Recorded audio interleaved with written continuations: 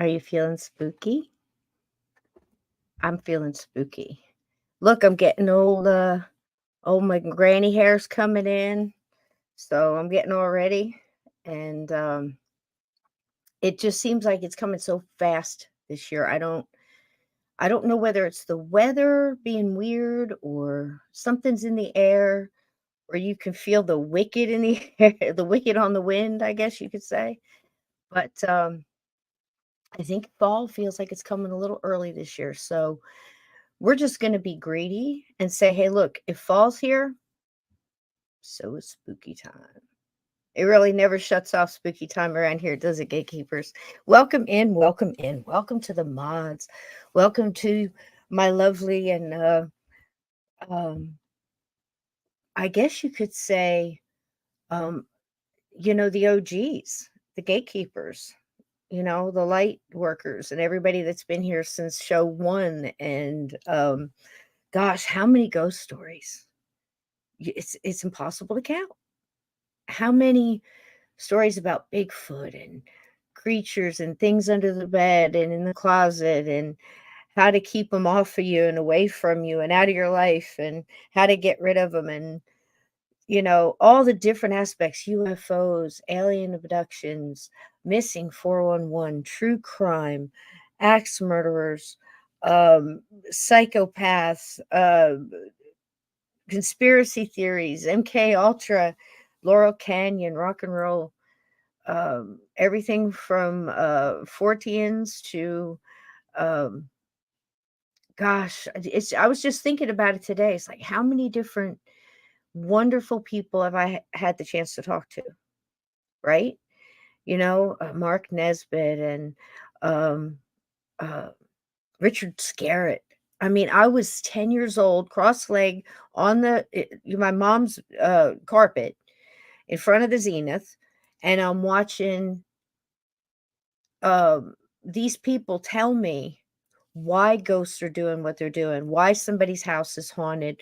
Uh, Hans Holzler telling us how he would go in with Sybil Leek and Ethel Myers and connect through her abilities because it was accepted, and if not 100% understood, it was at least respected as something that was natural, and not only natural but needed. It was part of the puzzle that you need.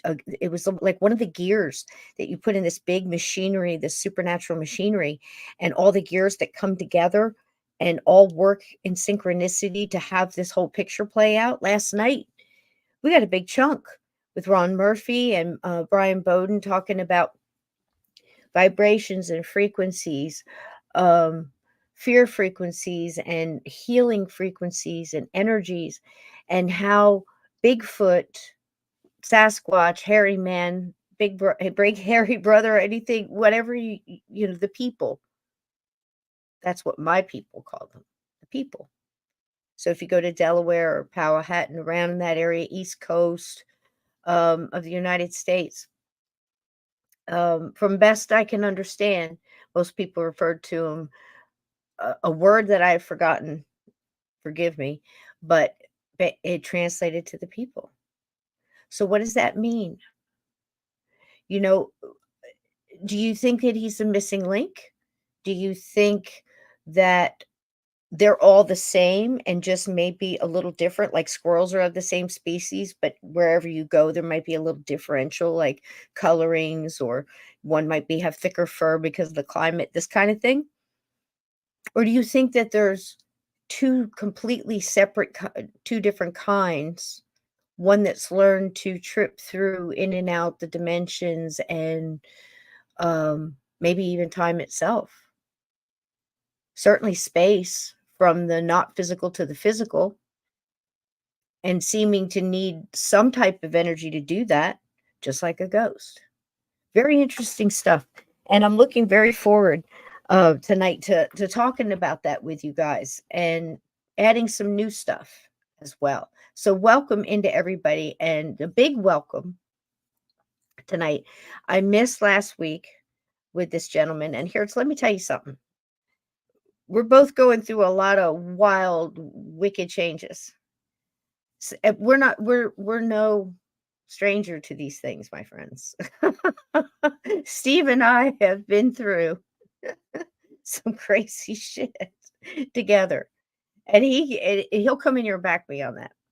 But the best thing is when I can look through this camera and I can talk to my friend and I can see happiness on his face and I can see a twinkle in his eye and I can feel his vibration is high and wonderful because we've both had to pull each other out of the old circular drain there a couple times. Come in here, Steve Stockton. Tell Hey, him I ain't everybody, how you lying. doing?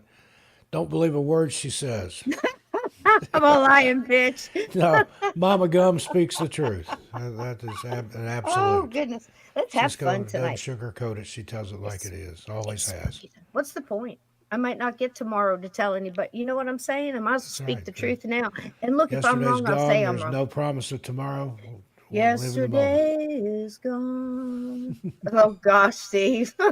I've done it now. I'll tell you what, we also really dig nostalgia. And I think that's something about this time, Steve, because you do reach back to the sound. Why am I got echo, baby? Um, Still, if you could just go with me a moment, anybody that can remember and go back to the times where maybe what you're seeing, we'll kind of do a past Halloween regression here. Are you in with me, Steve? You're with me, yep. right? Oh, always. Don't be scared. So everybody close your eyes and then when you open them, I want you to imagine a Halloween, what your costume would have looked like from this vantage point and the street and who was around you, who was going with you. It's dark. Did you ever get to stay out when it was dark? Did you ever get to stand under the street lights and look up and see the bats eating the bugs? You know what I mean? And what were you holding? Was it a good old paper bag that you stuck some stickers on or something from ShopRite, or was it a pillowcase that you snuck off your your mom said don't take the good one, and you didn't want to take the other one because you was afraid the candy fall out of the bottom of it because it was so damn worn thin. You know the memories, and then listen for the wind to blow those dried leaves down the gutter of the street, and maybe your friends are over there trading candy in the light of the street light. These are good times. Can you do that now? That's sad. I guess in some places you can you, Steve? I hope I they think are. so. I hope they are. Yeah, I hope there's still kids out there trick or treating. It's such a good time. Do you think it's come faster than I think usual? I think It's kind of so. crept right up on us, didn't it? It's just what, like 40 something days to Halloween now. 40 days to Halloween, I'm on Halloween, the little. I have a Halloween. thing on my Twitter that tells me how many days till Halloween. Halloween countdown, I think. You have the Halloween countdown. Where can we get that, Steve? I'm It's jealous. I on want it. Twitter. That's the name of the channel. And Is it every on day the they tweet X? out how many days to Halloween. That's all they tweet. I And don't know. How does everybody feel about that? Does anybody else get a as creepy soon as feeling from that? Halloween's over, then it starts 365 days to Halloween. It just starts back over. That's fantastic. And I hope the guy, whoever invented that, I'd say the guy, but I mean whoever, Yeah, man, woman, child, whatever, who invented that. I hope they got something out of it because that's pretty yeah. clever. Yeah, I it's mean, it Halloween seems here all silly. the time. We leave our Halloween decorations up year round. I've always done that. Thank you. I don't Yes. usually don't even decorate for Christmas. My Halloween stuff stays up. You just decorate the skulls and stuff, put Santa hats on it. I've done that. I've had a Halloween I tree with guess it's a true. lit skull on You the put it top of it and just left that up for Christmas. on, And on since the it is on the spooky boys. season, I want to share with everybody Oh, what's please at your do. local grocers now. Please You do. got Count Chocula. Hell yeah. It's Look at back that. for another Look year. at that. That's almost And frameable, isn't it, Steve? You can just and put a frame around that, hang it on the wall. and they've changed the look of the boxes Oh, from no, the way that's they a used to look. definite. That's a There's definite on the wall kind of. Frankenberry. That could be wall art. And apropos for tonight, Here we go. Blueberry. Blueberry. Now I don't Now, know I if they're wanted bringing that to be back. my favorite. And I really wanted that to be my favorite because I was always a ghost girl. Yeah, It's even it from just little. And I went for the Mine's Count Frankenberry, Chocula, Count Chocula, then Blueberry. right? Wasn't too big on Fruit Brute. This year they brought out another Whoa, one. I wait a can't minute, remember. back I up one, haven't got it yet, but it's back up. Creepy Did you say Cremera or Fruit something Brute? like that. And her cereal is green and it tastes like caramel apples.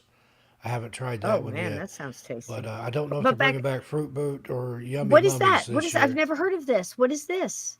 Fruit Brute? Fruit Brute. Yeah, that was Is the that something fourth of new? the monster. You can go to How did I miss that? monstercereals.com and read all about it. I They had didn't have. Fruit Brute, Yummy Nobody told Mummies. me. That No, didn't last no. long. And Yummy then they've mummies. got Creepy Cremera, whatever her name is this year. And it's the first year for How her. have I So, not? Nobody's told me and there's this. other Captain Crunch has a Halloween edition, and it turns the milk green. Um, Cheerios has a pumpkin spice edition. There's some good stuff out there this time of year. Stephen, I had no idea you were holding such secrets from me. I had no idea. Fruit Brute, Yummy Nicole and I mummies. eat that and watch Are You Afraid of the Dark? That's hardcore, man. Best, one of the That scariest is kid shows hardcore, ever. Steve.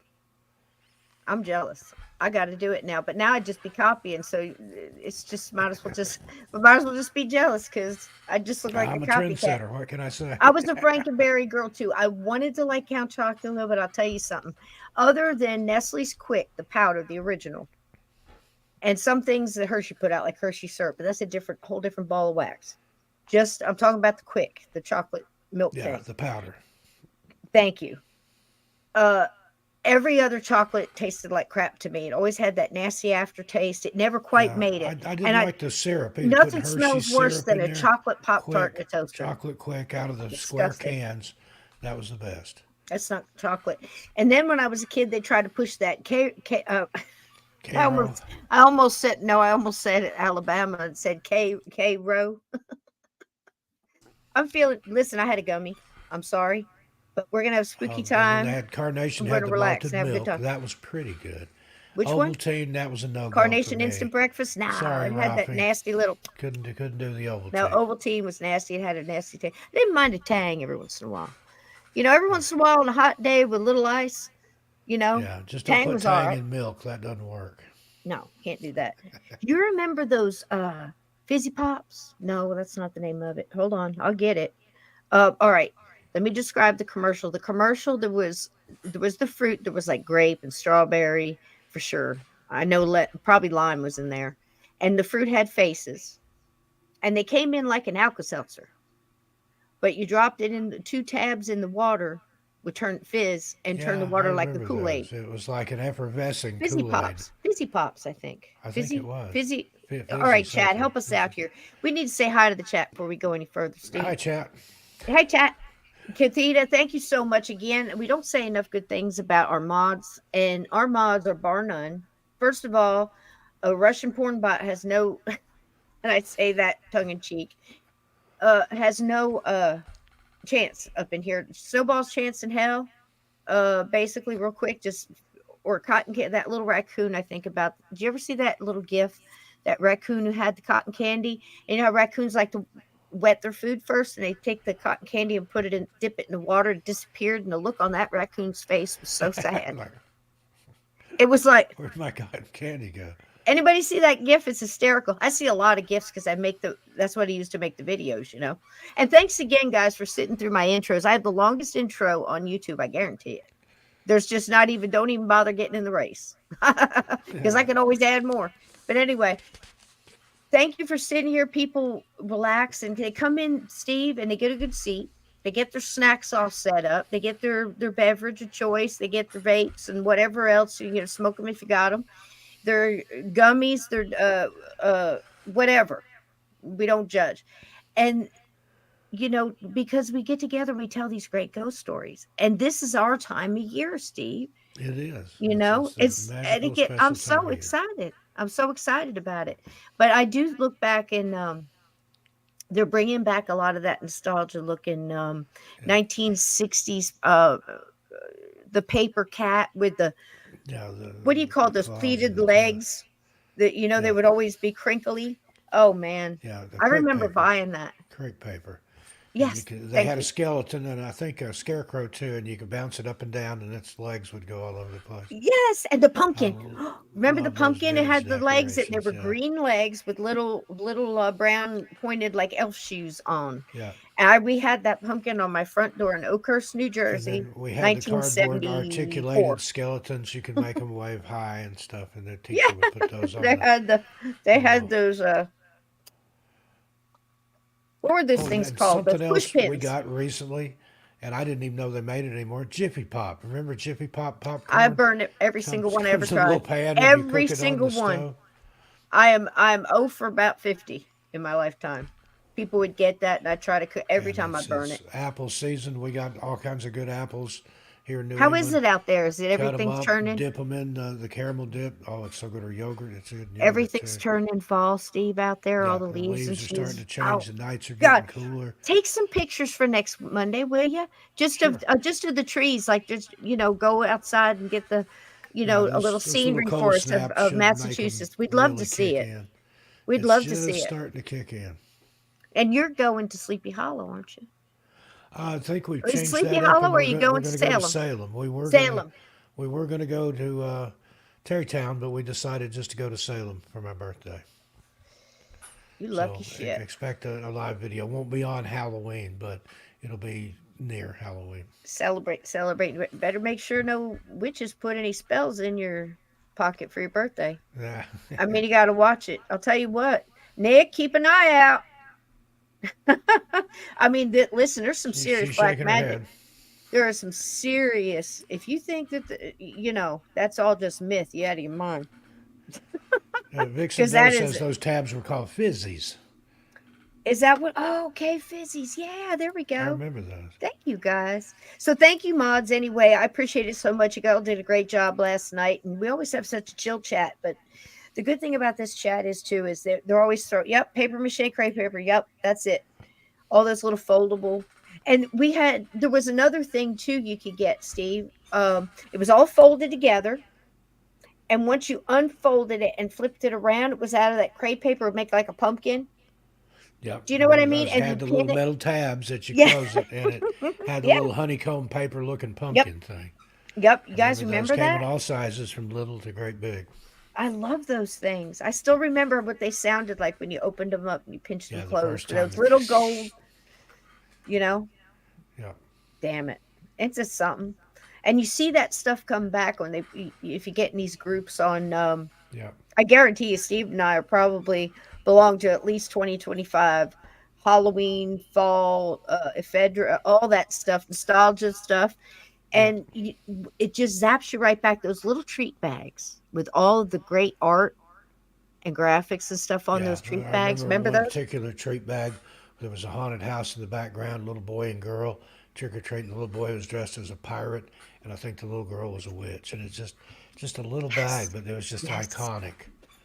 Oh God, I remember People would that, hand right? those out, and you get a lollipop and some Jolly Ranchers or something in there. Man, oh man, oh man.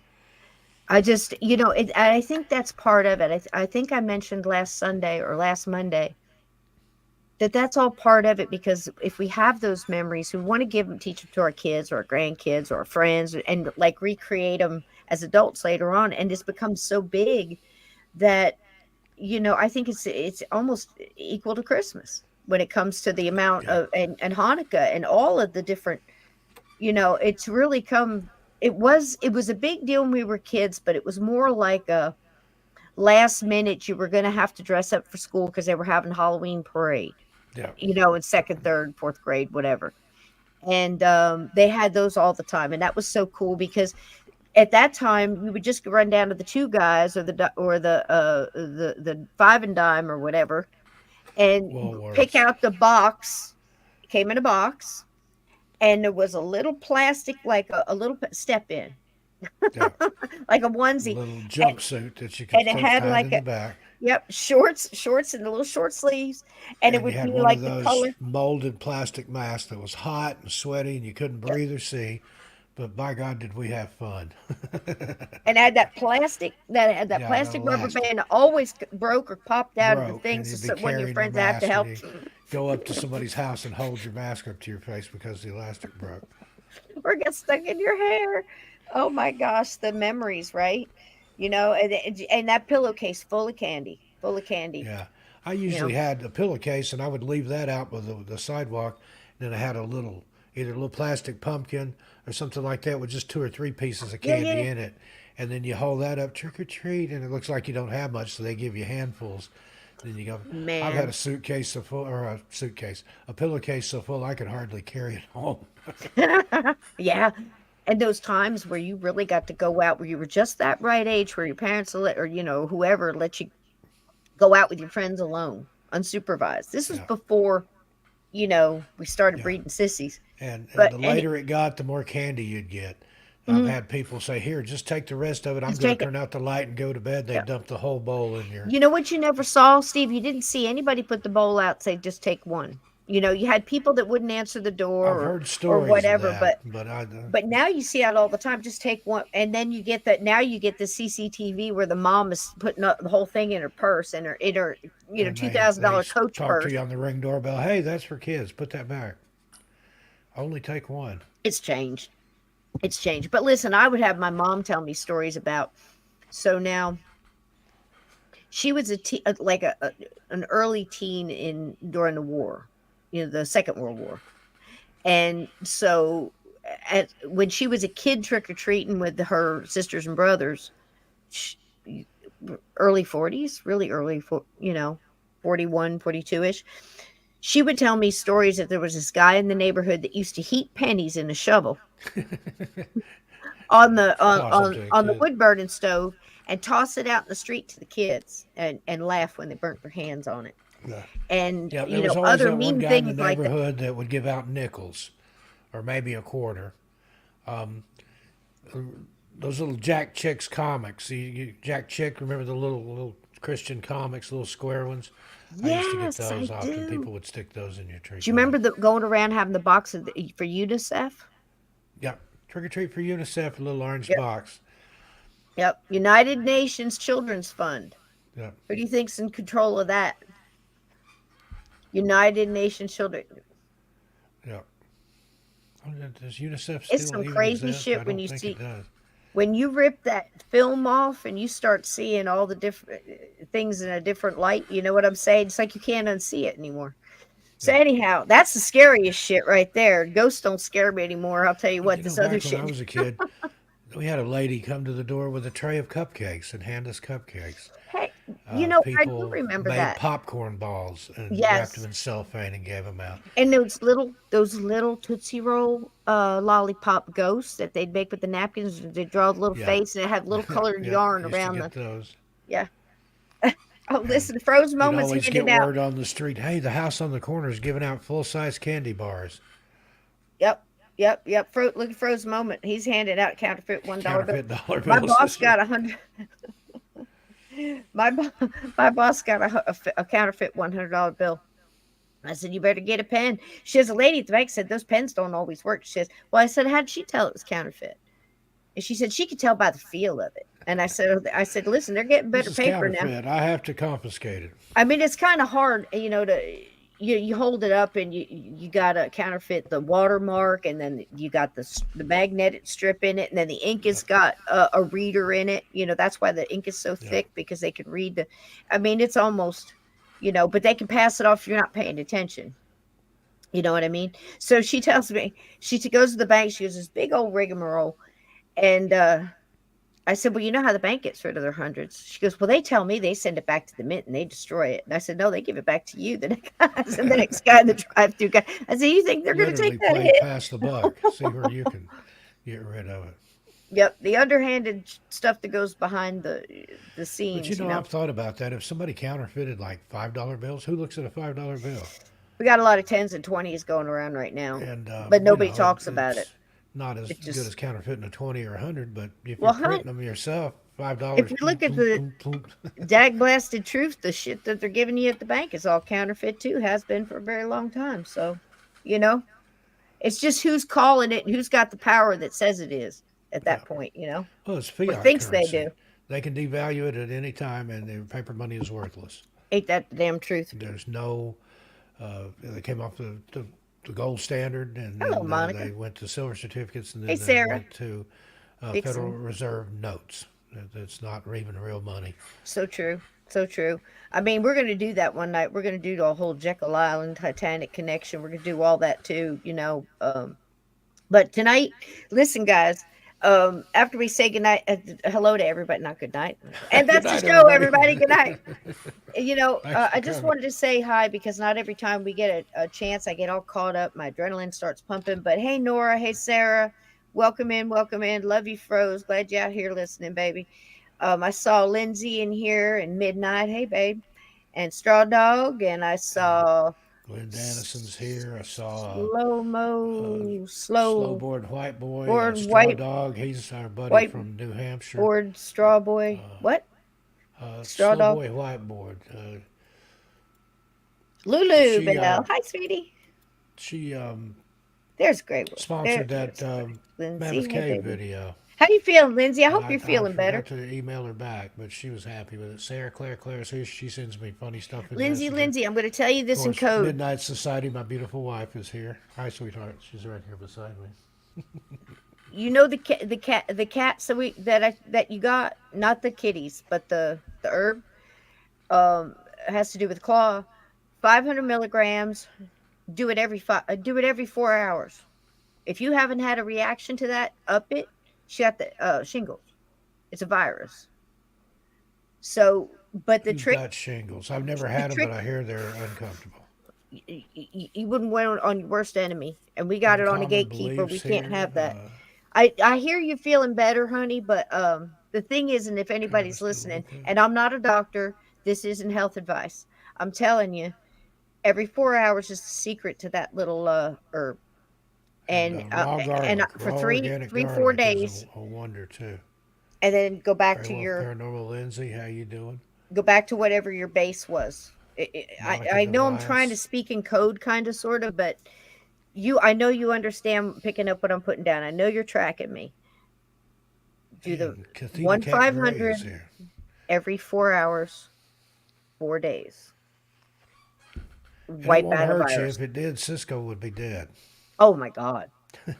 Everybody I know But that's anywhere another thing that you within the taught me football is field reach. the organic garlic. Chop it up, let it breathe a little bit, and then it's good for 7 what minutes. ails you.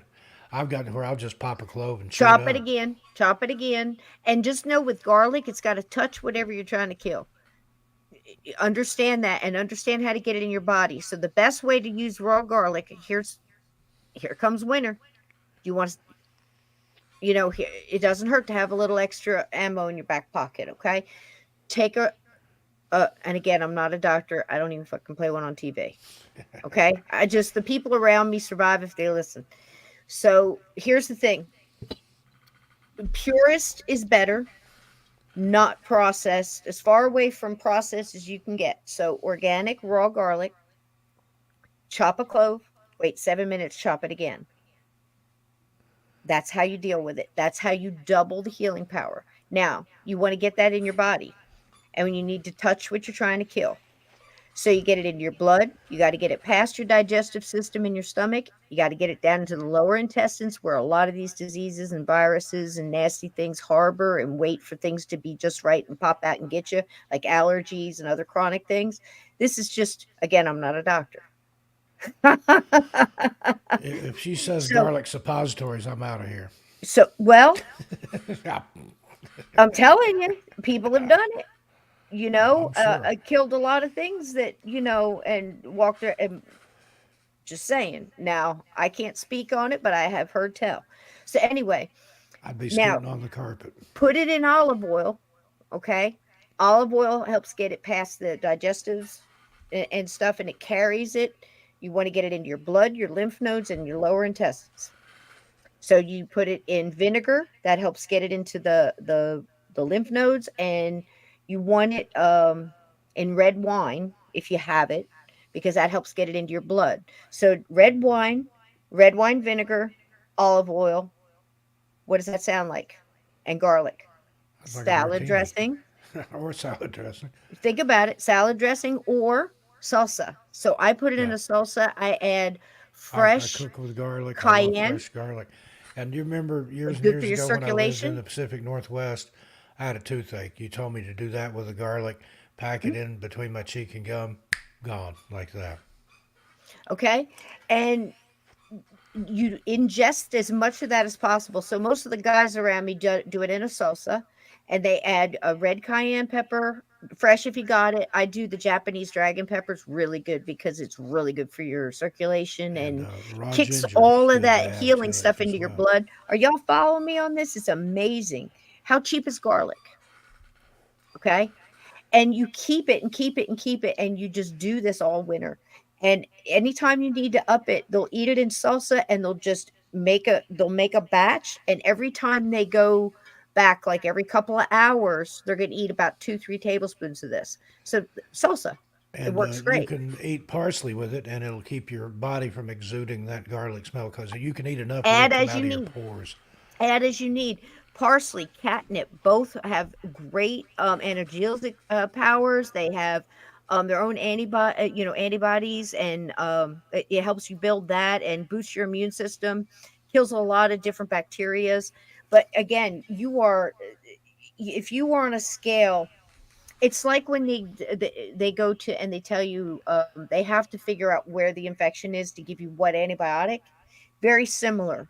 You know, they're going to give you something that kind of targets the upper respiratory. They're going to give you something that targets a gut, something, or a blood. It's all different. So if you have on the top of the scale of the highest widespread spectrum, garlic would be at the top of that. You can research this. Just research raw garlic cures. Don't take it from me. Do your own research. But I'm telling you, the best way to get it into your system is to understand that it's the apple cider or red wine vinegar, the red wine, if you got it. Okay, not too much. And you just do this basically to taste. But every time you take that a spoonful of that salsa out to take it with a couple of chips, like 4, 5, 6 chips. So you figure 2 to 3 tablespoons every couple of hours for 3 days, and then back it off slow. It's a killer, right? Having to eat salsa for 4 or 5 days, Yeah. with anything else. You don't have to change anything else, Yep. just don't drink. People think beer and, that does affect your immune system when you're trying to kill something off. So back off of that and just do the salsa, and you'll be great. If you have infection in your sinuses, you cut the garlic, put it in a Ziploc bag, and hold it up into your head, and just do that every, if it's bad, do it, every half hour. But, if you're trying to prevent something, once an hour, that's easy to keep in your pocket. Yep. I'm just saying, if it helps one person, because it's, you can prove this. You can go back and I can prove attest it to 6 ways to Sundays. raw garlic, the Mhm. red, the apple cider vinegar, the Bragg's with the mother in it. You can't beat that stuff. Use that and make, like I said, make a salad dressing. Throw that stuff over some fresh, butter crisp lettuce or some other kind of greens, and some fresh spinach, and throw a tomato in there and whatever else you want. There's a lot of natural cures. Purple Uh, onion beet is juice, best for like colds and viruses. organic beet juice will regulate your blood pressure. Yep. If you have trouble with gout, rheumatoid arthritis, tart cherry juice, all Boy, that natural, works on a organic. dime. How many years ago we were at Steve? Go get you some cherry juice. Remember? Yep. And You've it Steve doesn't even ask knocks it anymore. He right out. kind of knows. He kind of knows. But that, I mean, just like I said, you get like 2 or 3 of the big guns, the claw and I'm cats, not devils. Devils is good, but cats is stronger. So, like I said, go for the top, and then you're not having to do all this little stuff. You know what I mean? Oil of oregano is very good too, but my go-to is the other stuff because it's hard to shoot down a oil of oregano. Anybody that's ever shot down oil of oregano down your gullet, boy, you know exactly what I'm talking about. But anyhow, it's spooky time. Fall does bring in the pretty leaves, but and the viruses and the colds and all that good crap. But you know, uh, like I said, that nostalgia and thinking back those times, it's pretty neat. Did you have a house in the neighborhood, Steve? Everybody said was haunted. You know, like in all those neighborhoods, everybody's that creepy house. The house I lived in Las Vegas was like that. Yeah, Very but not in actively the haunted. Probably the neighborhood where. most active house I've ever lived in. And I was out getting the mail one day. I tell somebody was staring at me, and I turned around. There was an old gentleman there, probably in his 80s, I'm like, "Can I help you?" And he's like, "Pardon me for staring. I just wondered who could live in a house like that." And I found out a lot of the history of the place from him. And it had Oh been man, everything. you It had been can't a buy mob better safe spooky than house that. at one time. During the 70s, some kind of cult had occupied there. It was a big, sprawling place with, you could tell in the basement where their meetings had been, where they had their little sanctuary set up. It's a strange, strange house. I've Oh got a my video gosh, about it. hardcore, Lindsay. Holy shit! Wow, that stuff. Taking It's so oil on your hot. It's like toothbrush. cinnamon oil. If anybody ever got a hold of some real cinnamon oil, not that crappy stuff. Listen, It'll let me light tell you you up. something about essential oils, guys, and no charge because, like I said, I'm not a doctor. Essential oils. When you're buying essential oils, if you go into a natural store and those essential oils are all the same price, run. Every essential oil should be priced as per that oil because it's natural and it is of the strength that you're seeing. You know, that's pure essential oil. And it should be peppermint oil should be much cheaper than rose essential oil. Yeah, Does that make sense? Peppermint oil is so easy to make. Mint is so easy to extract the oil from, where it takes 300 rose petals to make one drop of oil. So think of so why would you pay the same price for that? The reason you're paying the same price for that is they take a little bit of each oil, you know, like your peppermint oil, and they'll add a carrier oil like mm, grapeseed oil or something, a jojoba, something cheap, yeah, you know, and then sell it to you for the same price. You're not getting the strength. So go to a place that you see everything is different in cost, and get you a good company that doesn't put add anything to it, you know, and you can research that very easily. But there's so many essential oils out of there too. I think that's the first thing I ever learned from my grandmother's was the peppermint tea for a stomach ache, yeah. and it worked every time. Put a little ginger in it too. That's good. Hmm. We've got an infuser here. Nicole does put essential oil in it, and it vaporizes it all over the house. Mm, mm. What's the worst thing you were now that house you were talking about? That is that the one where the girls had the séance Yeah, and they weren't they talking to a gangster or somebody had been killed? that's according to the Ouija board. Man, we've seen some shit, ain't we, hon? Oh yeah, I'll tell you what though, we all love haunted houses, and because I love these gatekeepers and everybody that listens, just to get us in the mood, I got you a little something. And I think you're gonna like it. Steve, this it runs about 2 minutes 30 if you need to get up and walk around. Steve is working off an ankle. And I'll tell you, sitting in these chairs, I did three plus hours it last gets night, Steve. miserable after so long. Everything will seize up. Yep. Sometimes you got to get up and walk around. So what is it? Eucalyptus is price. You know it is. It really is, Lindsay. Hey, But Sashi Bell's here. anyway, I hope you guys like this. I think it's going to put a little uh, a little spooky in you. So here we go.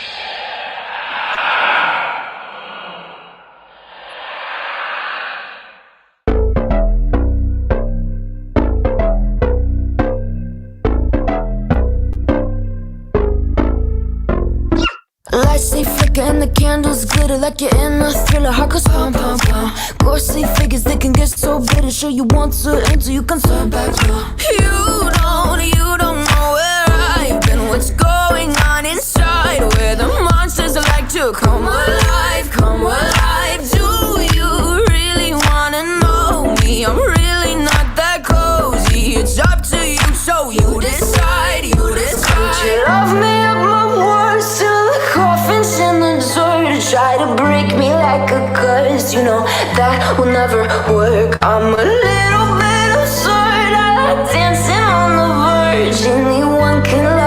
pretty little mansion. But could you love a haunted, haunted house? Or could you love me now?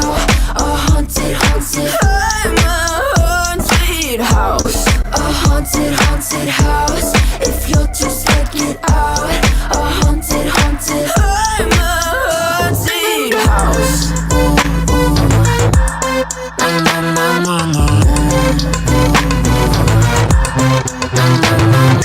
Broken windows and a warning scribbled on my wall saying that you better turn around. Wouldn't be the first to try to burn me down. Your move, you do. Would you love me at my worst? Till the coffin's in the dirt. Try to break me like a curse. You know that will never work. I'm a little bit absurd. I like dancing on the verge. Anyone can love a pretty little mansion.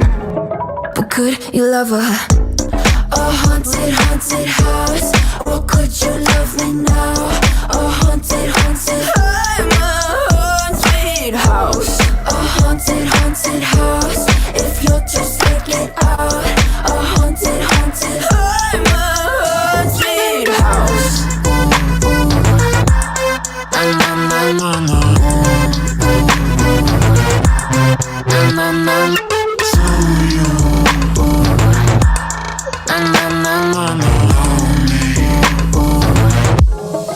Could you love a haunted, haunted house? Or could you love me now? A haunted, haunted, I'm a haunted house. A haunted, haunted house. If you're just taking sides. A haunted, haunted, I'm a haunted house. Words till the coffin's in the dirt. Anyone can love a pretty little mansion.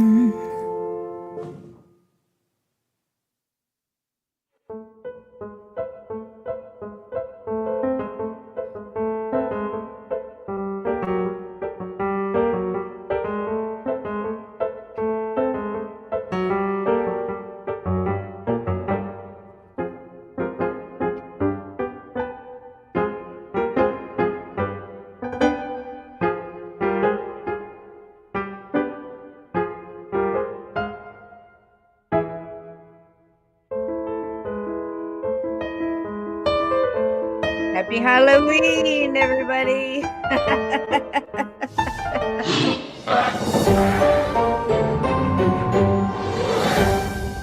Boo.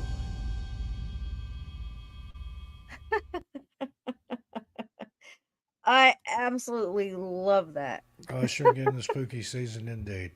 If you didn't start putting your Halloween decorations up Get August 'em out. 31st, you're late Thank to you, the Dora. party. Wasn't that cool? Jazzy little tune too. That was it's Naomi, but it's spelled funny. But God bless her for letting us use that, man. That's pretty cool. Good stuff, man. Good stuff. And the scenes, you can't just those seconds of spook and nostalgia and clips from movies and just wow. It just comes together so cool. It's fun, you know. So listen, you lived in a haunted house. I lived in a haunted house, and we look back and we always think that we could go through it again and have what we think we might have knowledge of, Yeah. at least trying to understand it and looking at it from a different point of view. But one of the things about the ghosts, I think, is it's neat to listen to other people's vantage points, like on these ghostly encounters and things like that, and listening to their stories and what they got from it.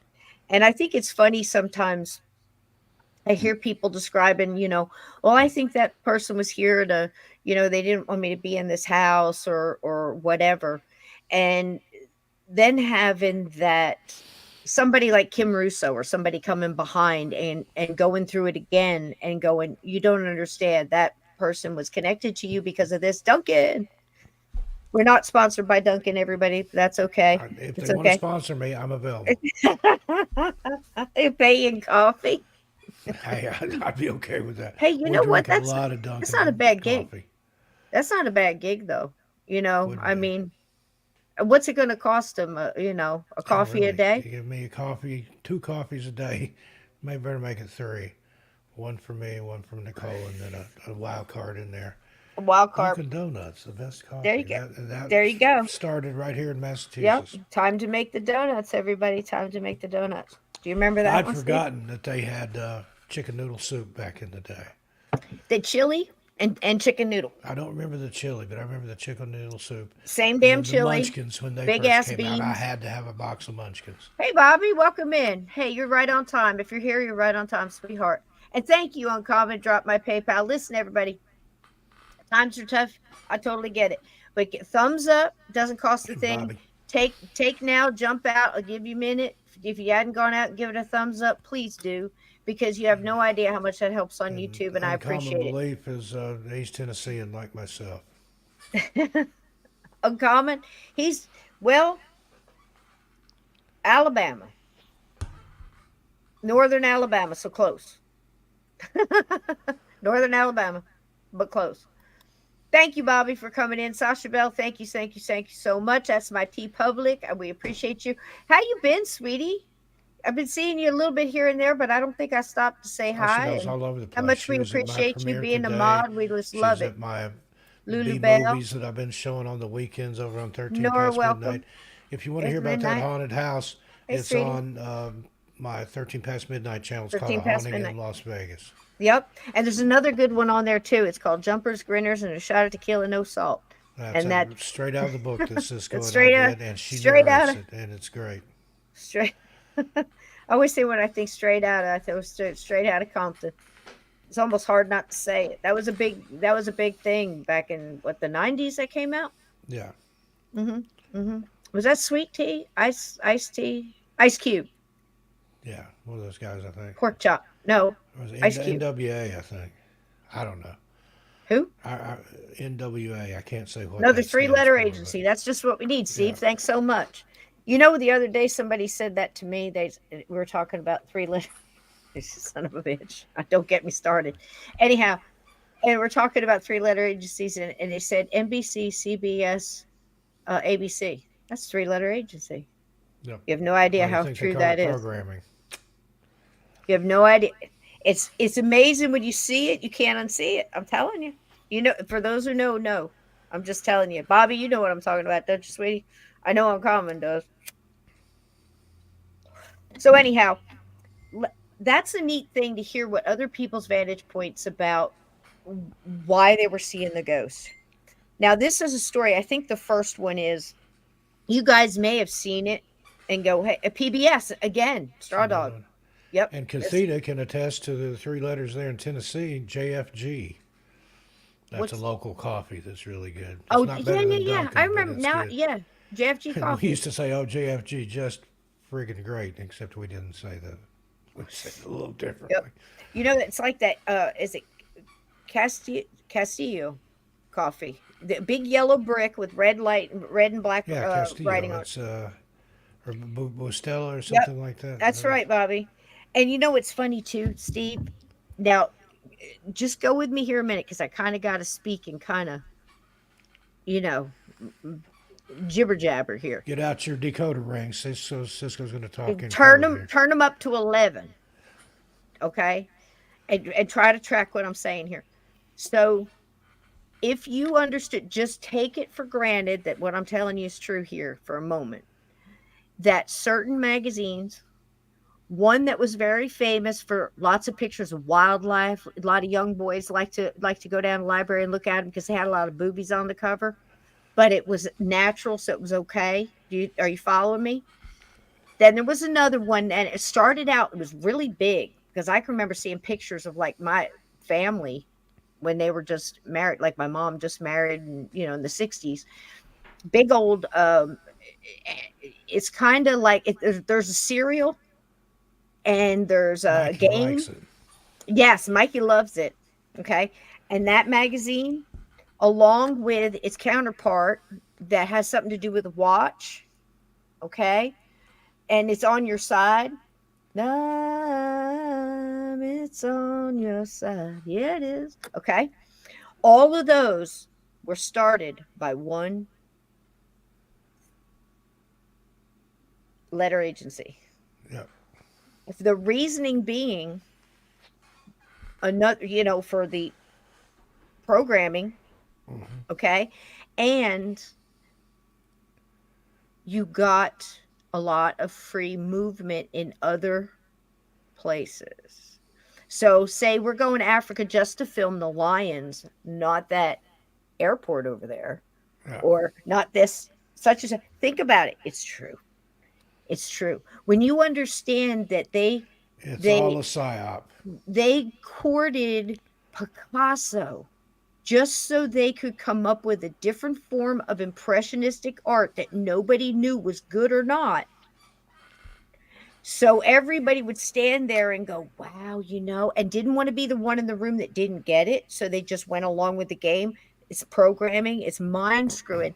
And the whole reason they did it was just because France and Europe had a one up in the art and literature department because they had a Yeah. big head start. So they made up their own shit. Yeah.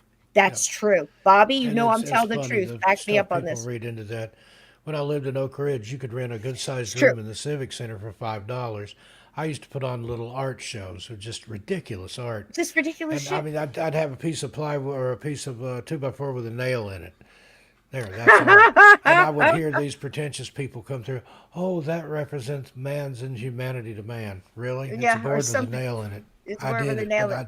I didn't tell Yeah, them I was the artist. that's I'd just exactly mingle it. in with the people and listen to And them to talk. think that, they will create an entire character and pick somebody that was easily addicted to things, easily led, pay them and give them free reign and exposure. It's You can create a star creating public overnight. opinion Yeah, overnight. And and they've done steering this public time and time opinion, again. They've done it with pushing movie stars, agendas, music, art, or literature, misdirection. Don't look at this hand all of because I'm it. down here doing something. Look at this hand because I'm down here doing something different with this one that I don't want you to see. It's it's Classic just misdirection. it's just David Copperfield mind fuckery. I mean, it just is. It's sleight of hand, it's illusion. It's all of that, and it's so many layers of it that when you start seeing the layers. But here's the deal: there's nobody better to do stuff like this than the people that are constantly taking in true crime, missing people, mysteries, deductive reasoning, paranormal, sorting out a haunting. Who's a paranormal investigation and parapsychology, all inclusive. Who's better to look at the crap that's going on around us right now and sort it? Those people. And even in some of those fields, UFOs, for example, they have agents of disinformation. They have people that Oh God, yeah. infiltrate those UFO Both groups sides. to sow discord and It's a steer them away from the truth. it's a constant damn, what do you call it, movie? One of those the Jason Done Been Born movies or whatever. Dunkin' Donuts. Nothing better to slam down a donut down your gullet than Dunkin' Donuts coffee. They're not promoters of this show at all. And it's that time of year again. I'm drinking But the we're wide pumpkin open. spice latte. Steve Stockton will work for coffee.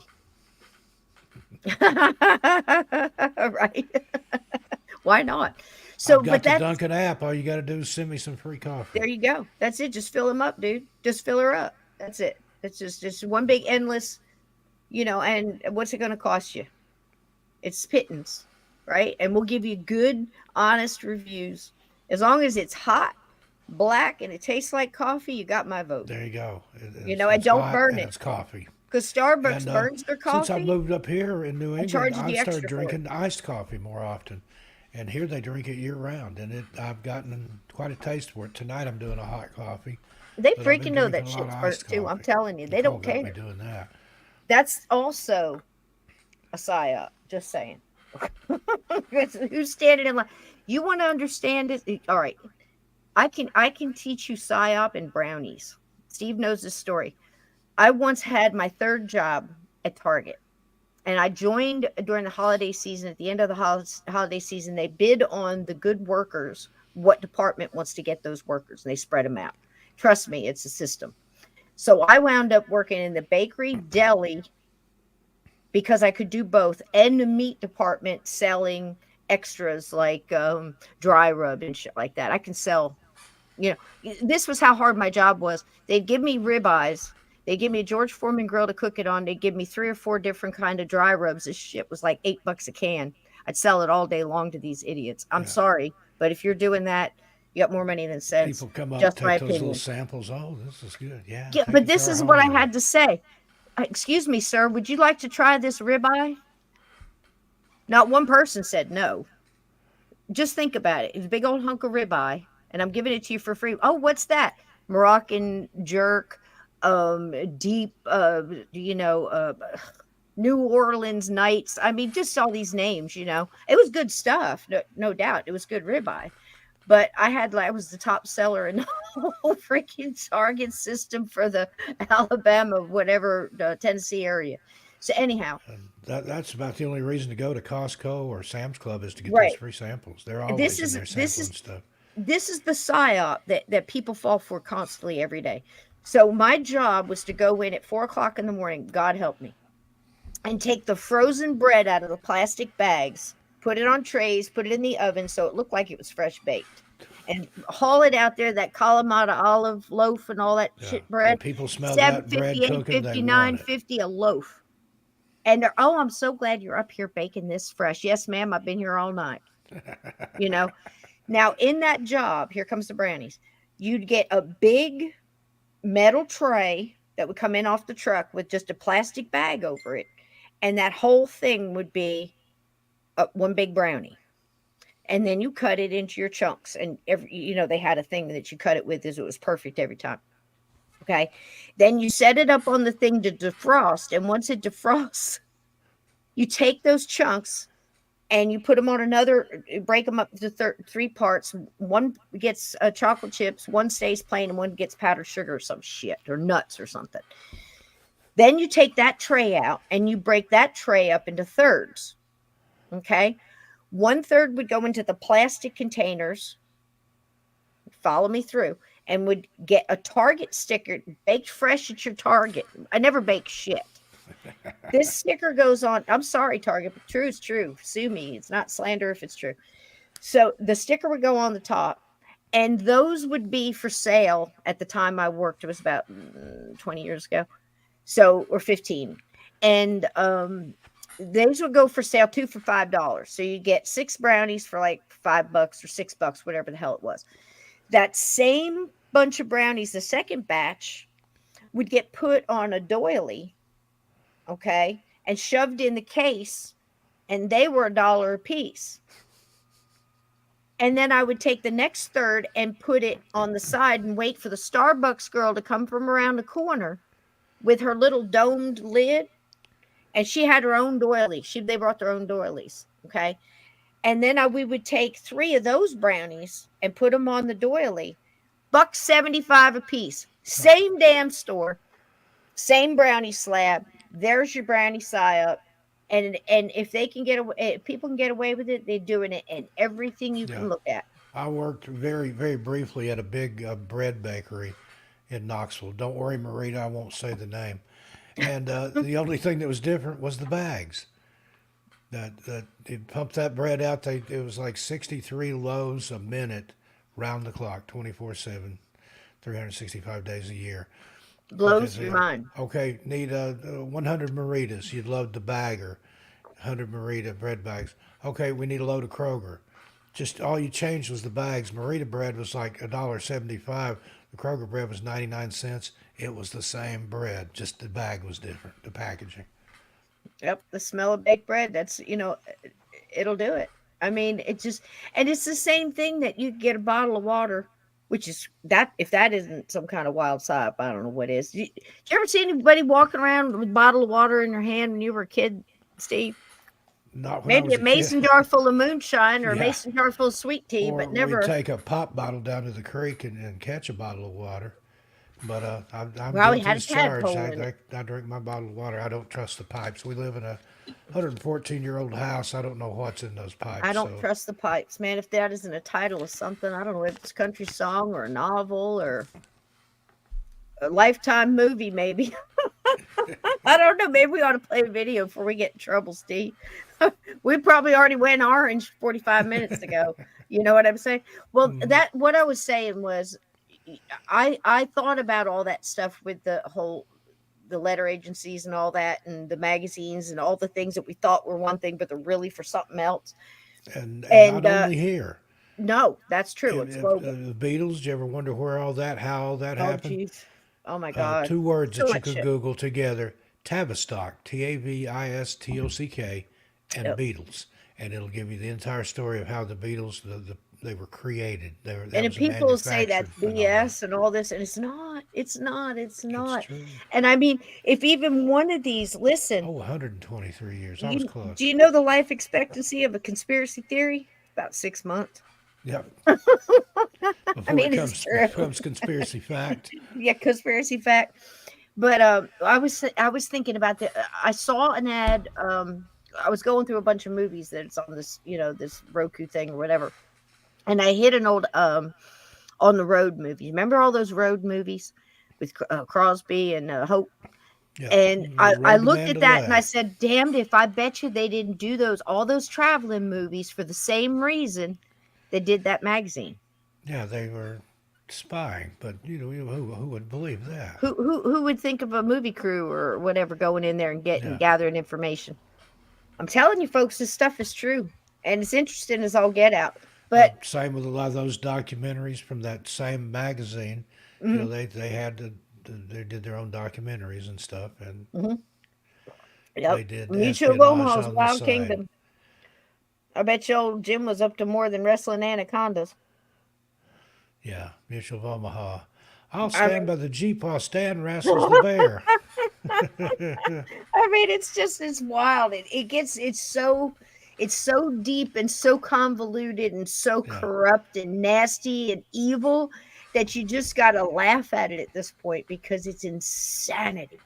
and It's it's in just your it's face. absolute If you insanity. look Right, for it, right, it's right right in your there. face. It's right there. Because understand that's part of it. If you go back, if you understand what the darkest dark, and but the minions of that dark, not the power behind it, but the people, the followers, they believe that if they tell you about it first, they don't get the universal karmic, um, reprimand, so to speak. And why something so simple would they keep so rigidly when they do so much other insanely evil psychotic thing? I don't know, but it's the simple things. Isn't it weird though, Steve? Think about it. Look at if you're fighting a negative entity, what how simple it is, just the faith and the knowing and the just the light. Yeah, And it's so simplistic against something so horrific. yeah. It blows your The mind. good analogy, the dark is all encompassing. But you turn a light on in the dark, it doesn't just, all the dark's gone when you shine a light in there. The dark It's doesn't retreat, incredible. it's just gone if you shine But enough it's light on it. And what a freedom to understand that. What a freedom to understand that. Because if you understand that another big layer of this whole thing that's going on around us globally, in the spiritual warfare, is that basically they're trying to disconnect you from your light, your power, your chi, your individual magnificent power, and get you to forget that you have that through the fluoride in the water calcifying your pineal gland and your brain. I just found out recently that it's probably the cause for something similar to an Alzheimer's because it calcifies your brain. So get it out of your toothpaste, get it out of your water, get a filter. Yeah. Listen, there's filters for Um, like $80. I Switch know to nobody natural has that deodorant. now, but It's got yes, get aluminum the aluminum, chlorhydrate, I think, in it. get the aluminum You out put of your it in your pits. armpits. Guess what's right there? Your lymph nodes. When you get Get the cancer, aluminum. what's the first thing they do? They take out your lymph nodes. Yep. We don't own a Stop the microwave. You think about that. If you yeah. look when microwaves came into being, look at where they're placed at, Yep. either on the counter or under the cabinets. Mhm. Breast cancer rates went up. Could there be a Mhm. connection here? Mhm. Mhm. And look at the height it's at Yep. usually. Think about it. It's true. And I could go on all night. I mean, don't get me started. I could talk 10 hours straight about this shit and any level you want to talk about it in. But when I looked at that 1938 and I thought, man, they were traveling around doing a lot of those movies. That was a big thing. If you remember, this is Yeah, Casablanca those time. Hope This and is a Crosby time in the Road Middle East, movies were the Balis, phenomenal. They were the blockbusters. Morocco, Casablanca. I mean, can't Mandalay. Constantinople and Timbuktu, and they don't even exist Yeah. anymore. They got different names about 10 times now. So if you think about it, it makes sense, you know. And we sat here and talked about Laurel Canyon till we were blue in the face, Yeah. and and who's Psyop. living in it now? That youngin that walks around looks. Everybody says looks like Jesus. What's his name? I don't know. The young kids know him. Oh gosh, somebody will come up with Glenn. Who owns that hospital place where they brainwashed all those people and gave them LSD and sent them out to do their bidding Was that the among Lookout the hippies? Mountain Observatory or the Yeah, film lab? yeah, yeah, Jared yeah. Leto is Thank who you. owns it now. Yep, looks good in a tuxedo. I gotta say, for a youngin. I But mean, yeah, that was at one time one of the biggest and busiest film studios in Istanbul, Hollywood not that never Constantinople. made a film that anybody saw outside the military and propaganda films. That's And that's a they had $15 everybody in word. and out there. Your Marilyn Monroe, your Walt Disney, your everybody was connected to Walt the Disney. Lookout Mountain Film Look at who Laboratory. Walt Disney's friends were. Who was he hanging out with? Who enthralled him and made his mind just Why sparkle? would he call his private club Club Von Braun. 33? What Von could that Braun. mean? Von Braun ran a death camp factory in a mountainside, right, not far from one of the camps. It wasn't Auschwitz. I think it was another one. And he would go and pick the people, and he knew whoever he picked wasn't coming out of that cave alive. And they gave him a rocket center and awards and statues and a house. Uncommon belief there. Istanbul, not Constantinople. That's a great song by They Might Be Giants. Oh, is this a song? Oh, Yeah, I thought I you was. gotta Oh, I hear it. thought. Is Gotta it? hear Is it. it good? They Is Might it Be good? Giants. He's got good taste. He's got good taste. D Rock. Yep. So anyhow, these damn ghosts. So I think it's all in the Vantage Point too. We did one last Monday, Steve, when you weren't here, and it was very interesting. It was the woman looked at it and she said something very, very cool. She was babysitting. It was still an infant, the child, and the father had died in a car accident. And the father had always wore, remember those corduroy pants? Like the dressy ones, not like You the walk Levi and cord. Yes. that almost you could And strike a she match on it. and she knew the sound well because she had been a babysitter before he had died in a car accident. Am I getting the story right, guys, that were here last Monday? So she's sitting on the couch watching the TV, watching the show, and the baby was in the nursery asleep. And she hears the back door open. Dunkin' Donuts, the best place to get coffee that tastes like coffee and isn't burnt. Steve Stockton agrees. I endorse Because there are other places Dunkin' Donuts. that, for some reason, call their sizes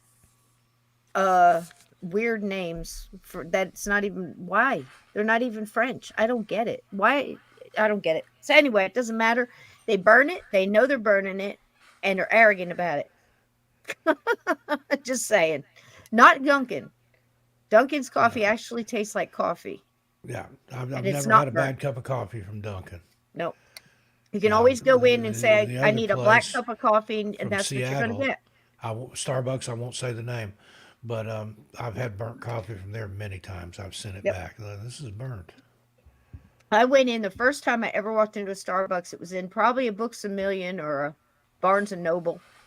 I remember walking up and everybody wanted to get coffee, and I'm like, okay. And when apparently I learned that when people say, let's go get a coffee, that's not what they mean. They're going to get some chocolato, yeah, or something with caramel, half calf, What? non milk, Give me a coffee. something. And everybody orders. I think it was like 4 people in front of me. And then I go up and I said, do you have any coffee flavored coffee? And the Coffee girl went flavored blank. coffee. The girl went Or as blank. Larry David used to say, give Says- me one of them vanilla bullshit things. And she says, we have such and such with, pine bark and, some other kind of ciabatta beans or something. I'm like, no, just, yeah, how about an espresso? You got that? Just, but yeah, that was just, Americano, a double shot of espresso with hot water added. yeah. Is that what it is? That's funny. But I guess, if that's what you like, I couldn't believe it. Somebody wanted to get one. I was looking at the drive-through thing, and they have cake pops. I think they were like $8.50 a piece. It's basically a Dunkin' Munchkin on a stick. Yeah. $8.50. And that was before prices started going up, so God only knows now. And And those little sandwiches and wraps and things they sell at why are Starbucks, people it's like you're doing talking this? about at Target. Those come in frozen. They thaw them out. They stick them in a toaster oven. Oh, here, we baked it right here for you. It's You crazy. warmed it up And it's for me. all this. I can remember sitting in my mom's 1967 Thunderbird, Electra, or whatever it was, and looking up at the sign at the Burger Chef, and burgers were 10 cents. I think a cheeseburger was 15. It's been a long, strange trip, my friend. Now, All if you right. just want to add a slice of cheese, that's an extra $1. It's not even cheese.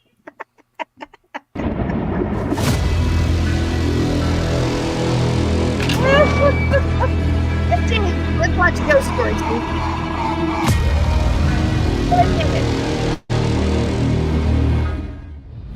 If you want to get up, right.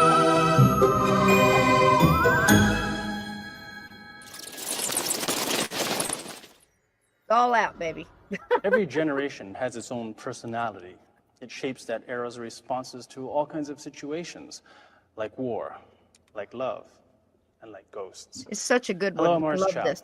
Welcome to Ghostly Encounters. Today we'll meet a young man and a young woman who will tell us two very different supernatural tales. Their stories are unrelated, but their responses are similar. And that tells us a lot about contemporary notions of spirituality. Every time somebody thinks they've seen a ghost, they have questions. What is it? What does it tell us about reality? We got questions. About God? As we try to answer those questions, we have to remember that belief in a spiritual universe does not logically imply belief in God.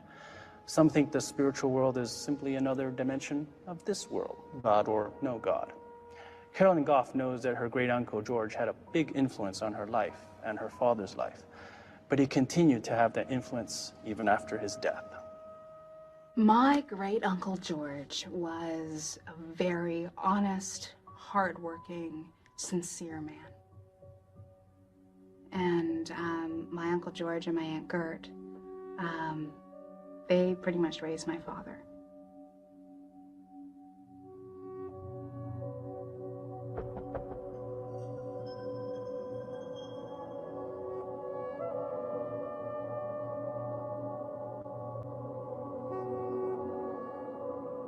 My father was originally a minister with the Mormon Church. And as he became successful as a businessman, and I think as he began to make more money, I think sort of the greed kind of took him over a little bit. My Uncle George had spoken to him before, numerous occasions before he died, that he had to change his ways, that he was straying away from the type of man that he was and could be.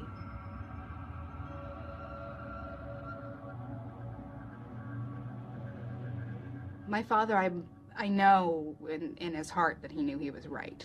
And that's when he started to go back to university to study theology and try and get back to the roots, of the man that he used to be.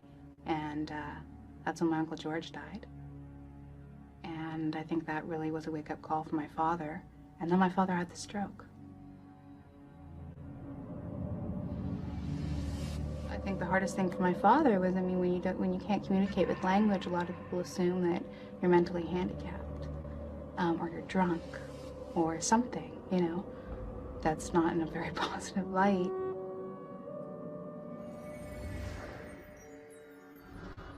Steve Goff's stroke left him with aphasia, a language disorder that impaired his ability to speak, but not his ability to understand.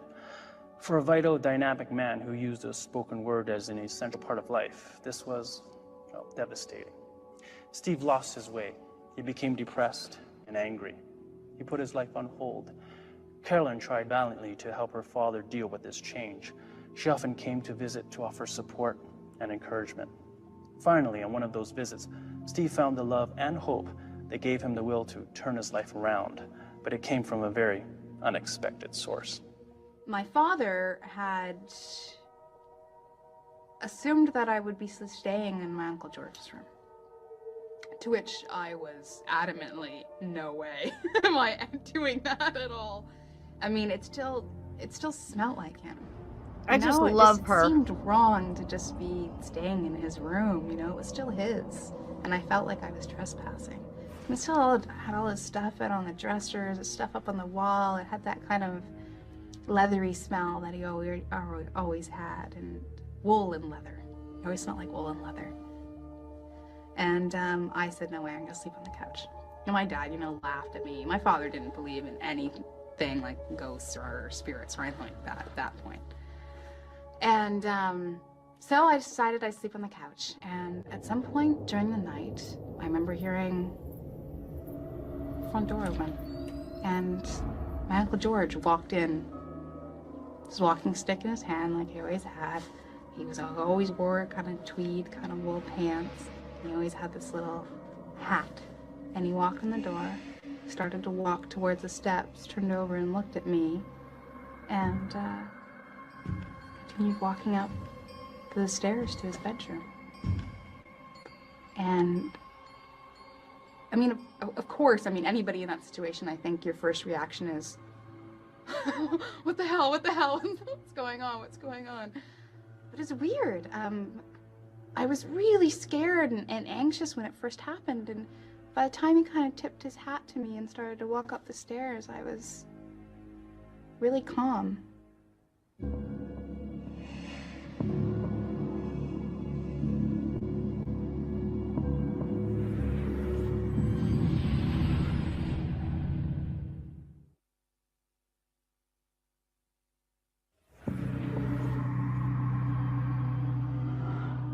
It's weird because you hear people talk about experiences seeing ghosts, and I firmly believe that it's a very personal exchange, and I mean, it's not going to be the same for everybody. But you hear about people, you know, seeing through people and stuff like. No, he looked to be of flesh and blood. You know, he certainly didn't look like sort of a floating spirit or anything like that. It was like he was there. I mean, there wasn't anything abnormal, except for the fact that he was dead.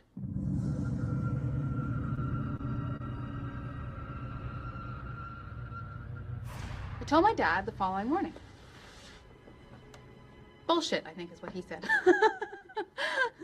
Yeah, he didn't believe me. He didn't believe. He's like, oh, you know, you're dreaming. I'm like, no, I wasn't dreaming. You know, I hadn't even gone off to sleep, you know. It's not... Until, you know, a year later when he saw him. And then all of a sudden, you know, it was true. Actually, I'd like to ask my dad a question. Because, you know, we haven't talked a lot about this in a while. No. When you saw him, did he look like flesh and blood? Or did he look, did it look like a person? Or did it look like a spirit? No. Look like a person? Oh, yes. Okay, yeah, because that's exactly how he was. Yeah. Like, it was just him. Yes. Right? I know. Yeah. Me. You were sleeping? Yeah. There. Something woke you. You saw him? Yes. And it woke you up? There. Okay. I can't do. He was in the hallway? Yes. There. Right in front of you? Yes. Okay. But, oh. You can get up? Nothing. Oh. I can't. Oh. Was it because you were scared? No. No? I can't do. You just couldn't move. Yeah. He had you where you wanted you. Yeah. Yeah. And what was he doing? There. With the lasso? Yes. Yeah, he had a lasso. Yes. You told me that. And there, you know. And then what did he say to you? Yeah. Good. You. I love you. Huh. I love you, but I can't do. Nothing. And you couldn't say anything back? Nothing. And then did he just leave? Yeah.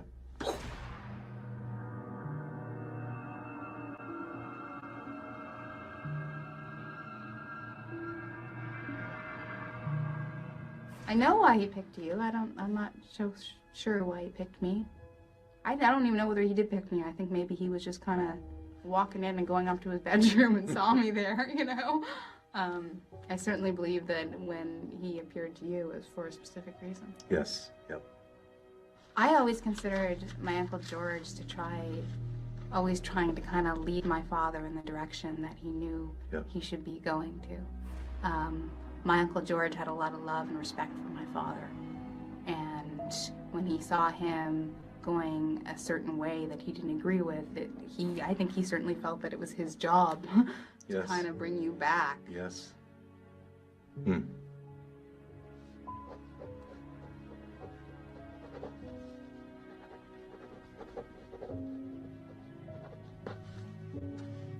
Big letters here. Yeah. The first word's love. Yes. Yeah. Yeah. The second word is hope. Yeah. I can do. For aphasia. He has written aphasia, which is what has happened after the stroke. My father's inability to communicate using as many words as he used to, because he certainly has no problems communicating. But he's saying that the gifts that he gave him was love and hope. Yes. To get through. Thank you. Yes, I know. Good.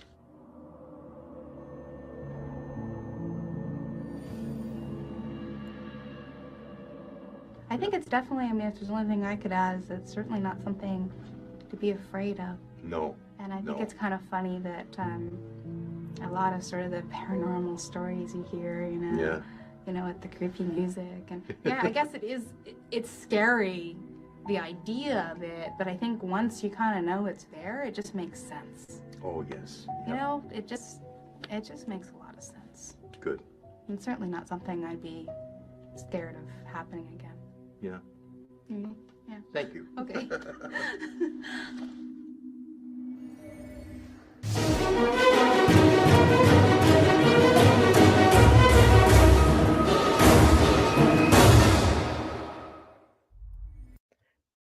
Wow. Now Good see, stuff. And I want to say hi to my good friend Lee over at First Floor Audio. Welcome in. Does music for my channels, including Yoda the video Girl's that here. I premiered today. Sarah's here. Reappearances that were mysterious. Hey, Midnight. Go check it out. How you doing, sweetie? You doing okay, Nick? I'm good to see you.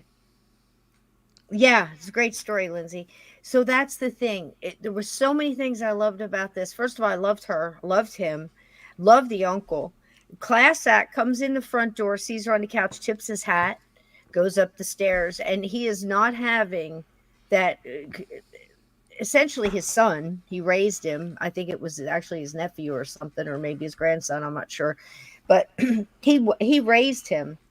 He used to be a minister, or didn't they say a preacher of some sort? He was training to be, and he kind of got off path and started drinking, and addiction things happened and all that, and he had this stroke, and things weren't looking so good. And he comes through, and he just, by saying, I love you, you're good, do good, get back on the right track, whatever, and I love you, that message of love. And it resonated. You could see it resonating on the faces of each one of them, and I'm sure whoever was near him felt the same, with them having this attitude about it, being on that vibration, and him also powering through this stroke and having a hard time communicating, but at the same time, it almost slowed him down to the point where he was counting that time and those words precious in a way. Does that make sense?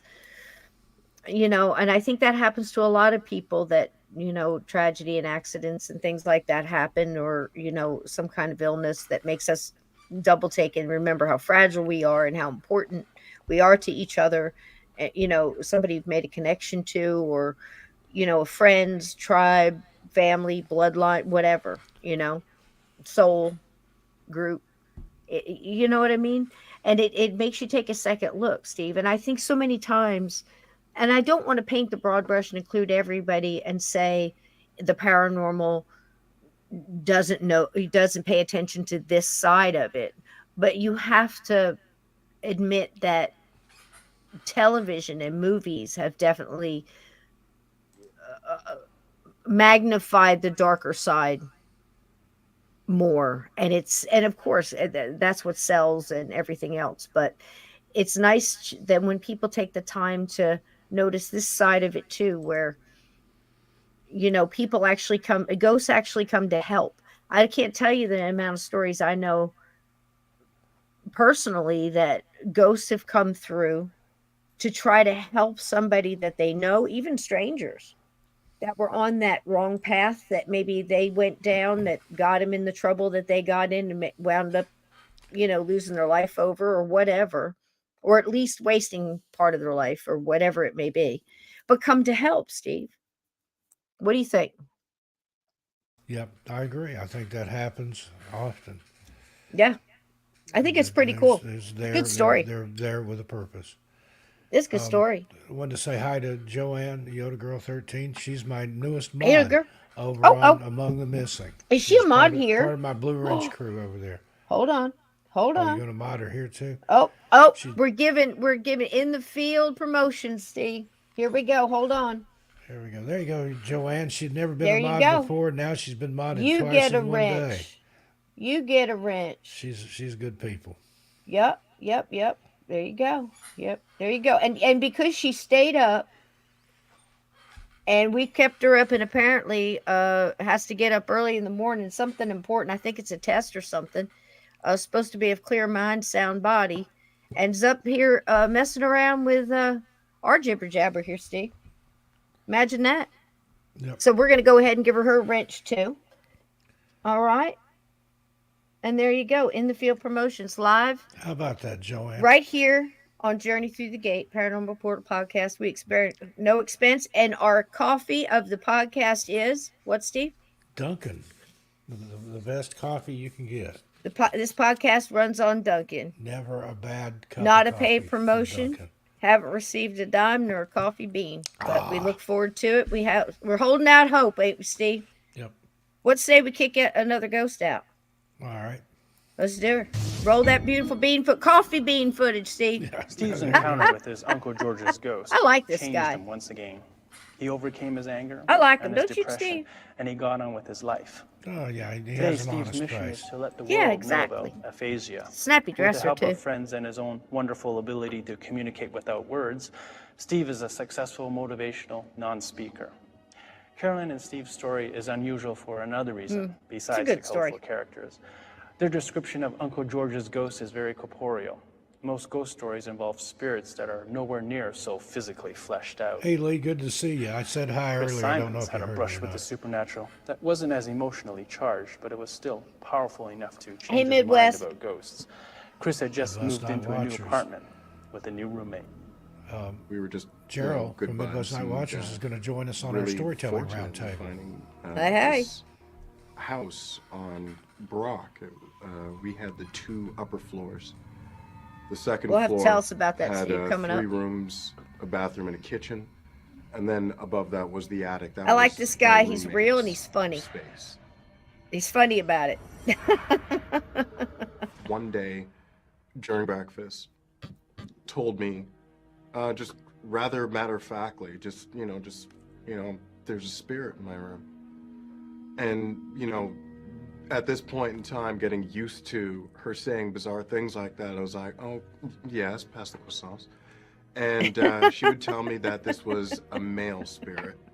And a male spirit, that's great. Butter, please. And she would go on. I love it. But the one thing that she did say for sure was that this spirit, she wasn't afraid of it. She didn't have any feelings of fear or anything, that this spirit was there to protect her.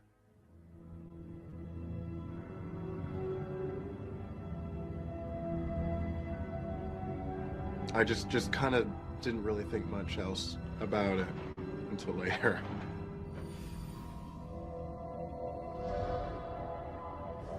And then one day, her boyfriend came over. I was in my room, and there was about a half hour of silence. And then I heard her boyfriend scream. And there was a lot of commotion going on upstairs, and he came running down the stairs, half dressed, carrying his clothes, and he just went right out the door. And when my roommate came down, I asked her, what happened? What was that all about? And she said that she was doing some work on her computer, and he was just relaxing on the bed. And he said that he felt a cold hand grab his leg. Knowing her boyfriend, I did not think that he would, entertain those type of things. So when he went running out screaming, that's when I started to think. Sorry, I had to pull the podcast over a second, Steve, real quick here. Pull over the side of the road. Made another field promotion. Nora is now a member of the Black Ops mods here at Journey Through the Gate Paranormal Portal podcast. Who's that? Where no bots dare tread. No Russian bots. Welcome here. aboard. Who Welcome was it aboard this to all time? our mods. Huh? Who? Nora? Nora. Oh, Yep. Congratulations, Nora. We've got quite a few field promotions. Listen, we don't give this, we don't just sling these out to just anybody now. Nora, I mean, just so cool. Got that. You can always tell when you've got the right Got the right vibe. Nora's a big supporter of me and my endeavors, and not to say that others don't. I'm not saying that. Not to say I don't mean that. It's just, the thing is paying attention and being in there, and there's just this energy, and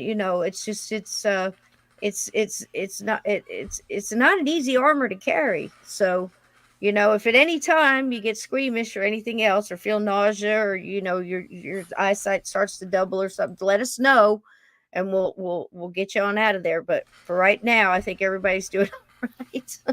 We got a good front line, Steve. Oh yeah, got a good front line. Got good all right, back to this artillery, guy. He just tickles me pink. Pastor Croissants. This my room. Basically, he's saying his roommate's always coming up and saying crazy shit. He's just getting used to it. She says, "I got a male spirit in my bedroom." He's like, "Cool. Pass me the croissants and the butter, please." I can see where he's at. You know what I mean? He changes his mind real quick, though. Hang on. There's something going on here. There's something going on, My Steve. roommate and I talked about it, and she said it definitely was the spirit protecting her from her boyfriend, who turned out to be not a nice person.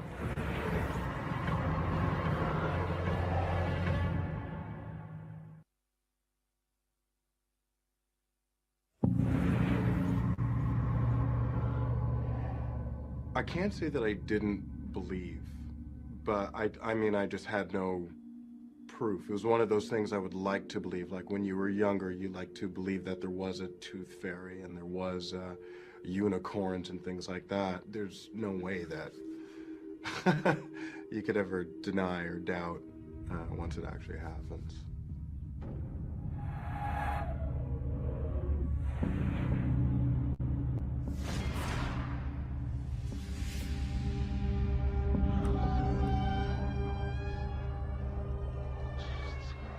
My roommate was away for the weekend, and I was home alone.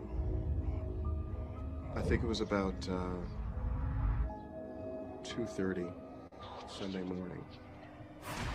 I woke from my sleep because there was somebody in the room. And with the way I was lying in bed, I could see my room. I could look around, and there was nobody there that I could see, but there was definitely a presence in the room. And then probably about, I would say about a meter away from my head, I heard, which I could only describe as somebody clearing their throat. I didn't know what to do. I was getting very cold, I was petrified. I mean, I really could not move. I just could not move. And I think that the tension that I put myself in physically and mentally was like so much I actually thought that I was going to explode. And just at that moment, say like out this far from my head, focused cold breath accompanied with a male voice that went, "Hey," like right in my ear, as if like somebody was trying to get my attention. I grew up with a friend a long time ago when I was living in Brampton. She used to do ghost chasing. She said when you do encounter a spirit, the only thing that you really can do is communicate, try to talk to them. For lack of any other, ideas, I spoke out loud. I explained that my roommate was not here. She was away for the weekend. She'll be back on Monday. And I said, I'd like to go to sleep now.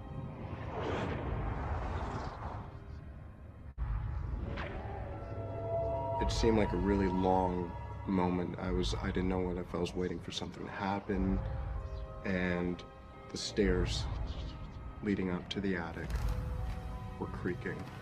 Not pronounced steps, like actual footsteps, but the stairs were creeping all the way up.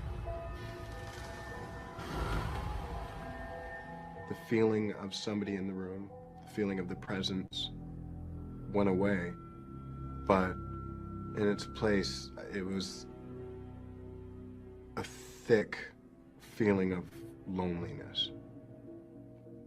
I felt really, really, really alone, and like that helpless alone.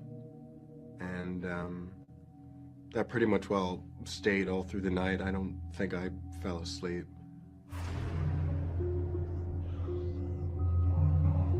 It actually did plague my dreams for a while. I started having pretty crazy dreams and nightmares, and which just prolonged that sensation of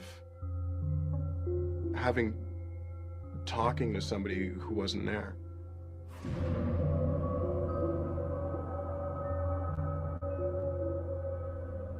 My roommate did come back on Monday, and I told her about it. Of course, she was excited.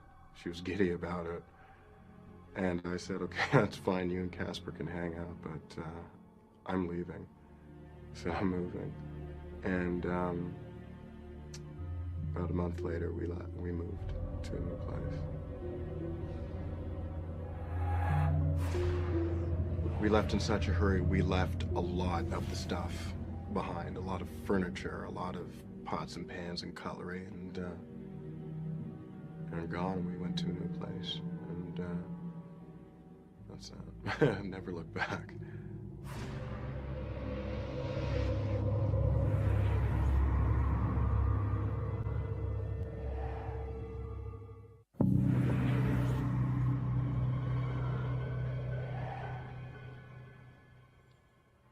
Chris and Carolyn's reactions are typical of their generation.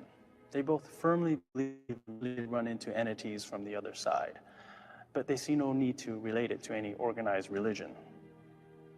That attitude represents a significant shift in North American values. 50 years ago, cultural values were different, and those who thought they'd stumbled across the supernatural generally needed validation by religious institutions. For many young people today, the opposite is true. They don't trust institutions, including religion, to tell them what is true or not. Their spirituality is very much their own, outside of any organized religion. They simply believe what they believe. It's really calming and Yes.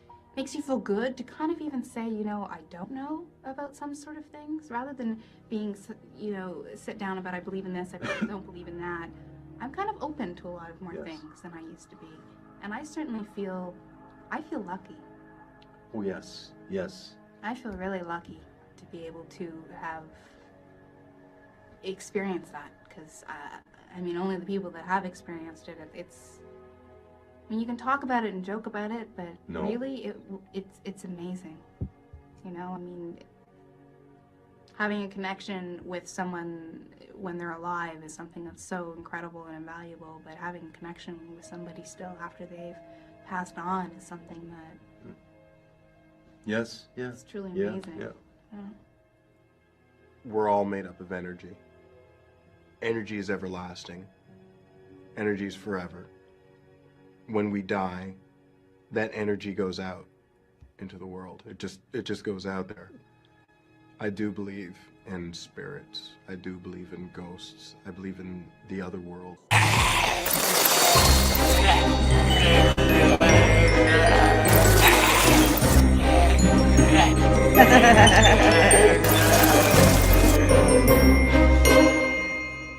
I swear, man, that one scared me. I forgot about that one. That's a good one, though. All right, that's Pretty cool, right, Steve? So basically, Yeah, absolutely. Sorry, I was muted there and forgot. it's okay, honey. It scared the girl's boyfriend away, who turned out to be a not such a great guy, right? So there's a helpful ghost. It went away when he said, I'd really like to get some sleep. Roommate's not here. She'll be back tomorrow. I do want to go to sleep. It's right by his ear. Hey, and he can feel it breathe on him. That's just, it's easy to say that. It's another thing to experience something like that.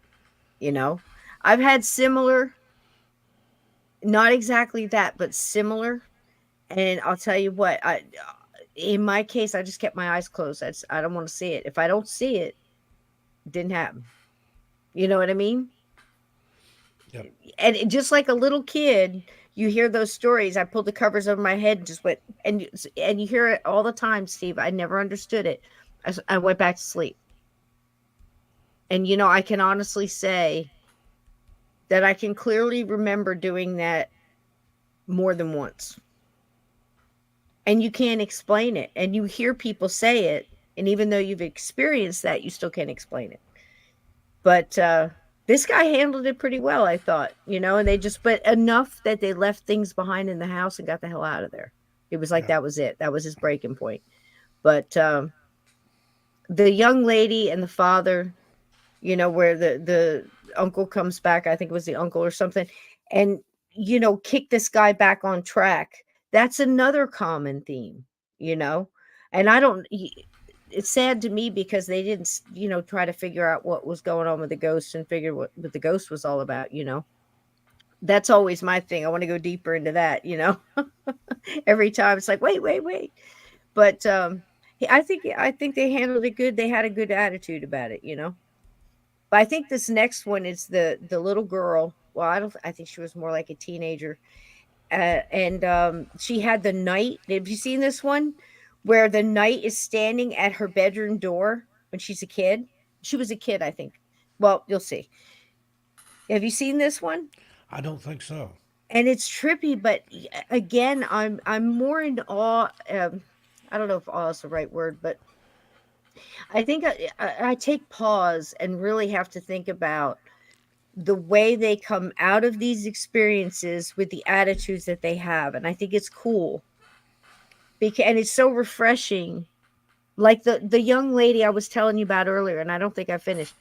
The last week we saw one where the young lady, the corduroy pants, remember? I didn't finish. So hang on, guys. We're whipping the train around. We're doing a Jersey Yui. We're going back to an hour ago. I'm going to finish that and I'll come back to this one. So the corduroy pants, right? The father who got killed in the accident. Yeah, right. She recognizes the sound. Anybody with corduroy. No, she recognizes the sound. So she's just sitting there on the couch, right, watching the TV, and she's looking towards the sound, and it's coming in the kitchen door, and the kitchen is like in front of her, and the door opening is there, and she's looking, and she was waiting because she can hear them coming, and it's the corduroy swish swish swish swish swish swish, swish. And she heard it 100 times. She said some similar. I'm exaggerating, but just go with me. So she sits there and she says she didn't know what to do because she knows any minute she's going to see something come around that corner. Here comes that man, and she knows he's dead. And she just sits there, bless her heart. And here he comes, and there he is in the doorway, and it's him, and it's full figure, full manifestation, full body apparition. And he looks at her, recognizes her, makes notice, contact, intelligent. Okay. And she's just sitting there. And there was some other little ditty that I forgot. I can't remember whether it was a whisper or a nod or whatever. But he just kept on going. And she watched him go and disappear into the son or baby's room where the baby was sleeping. And then he came out and did some kind of a real nice connection to her, like, a thank you and a respect kind of thing. And then he was gone. And she said something so smart. She said, had I lost my cool and ran out of the room, had I, for some reason, not stayed for the rest of it, to understand that here was a father who still loved his child and was coming to check on the child and knew he was in good hands with me, and to recognize me and to make that connection and that energy of not just gratitude but love. She said I would have missed it. Yeah. And it was so true, Steve, you know? Well, And have I you just, told them your story about your mom and the door with the stuff hanging on? man, that was a trip. Yeah, it's in the book. Go buy Cisco's It's, book. it's in the book.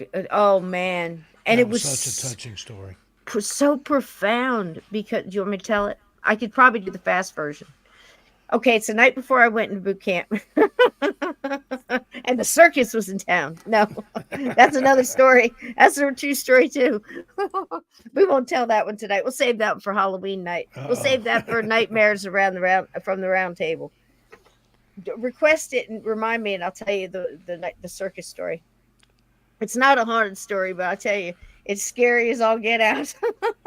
And for real. So anyhow, what was I talking about? Oh, my mom. So okay. So it's the night before I go into the army, right? And I'm gassed. I mean, I couldn't get there fast enough. I just understand. I wasn't nervous. I wasn't scared. I wasn't regretting my decision or anything. I could not wait till dawn till I could get on that damn bus and head to Fort Dix. Just understand that. And so it wasn't any kind of jitters or any kind of nothing. I was asleep. Yeah, and I'm asleep on my sister's couch, pull-out couch in her colonial museum of a house. God bless her. And please, healing prayers in her direction. Grab that energy, send it towards her. She is extremely sick. She is home from the hospital, but that's 2 times in the hospital in 2 weeks. I can't say her name. She would kick my butt. And, I wish she would. You come on. Get up and come over here. I'd love to see it. But send some healing energy her way in all seriousness. I'd appreciate the love and prayers, and however you want to send them in any flavor you want. As long as it's love energy, I'll take it. And I appreciate that. And I stand in agreement with it. Thank you very much. In her direction, because she is one hell of a human soul. And I am proud to know her. I'm even more proud to be blood related to her. So, like I say, always remember, guys, they're not the only ones with bloodlines. I come from a very strong one, and I'm sure most of the people here in this chat feel the same way. So, you catch my drift. So, anyway, the story. I'm sleeping on my her couch, and she has a very nautical colonial look. It works for her, trust me. And a back door that makes a very distinctive sound because there is a fishing net on a glass paned door that I guarantee is over 100 years old. And it has Japanese floating fishing balls. Have you ever seen those, Steve? They look like little hand glass blown floats. bubbles, like bubbles. Yeah, looks In like these beautiful glass blues bubbles. and ambers. It's absolutely gorgeous, mixed with shells hanging on this damn door. So when you open it, it's instead of a curtain. Believe me, it's gorgeous. It makes So a cacophony of sound. bam, bam, bam. But it makes a different sound if you're coming in the door. I can't explain why. It's something to do with quantum mechanics and physics and quantum entanglement, Steve. I can't, Acoustics. who knows. So as you're coming in, you make one kind of movement with it, and the bang sounds different. And when you close it, it sounds different when it bangs on the glass. It's an amazing thing, but everybody in the house knows it. That's how distinctive it is.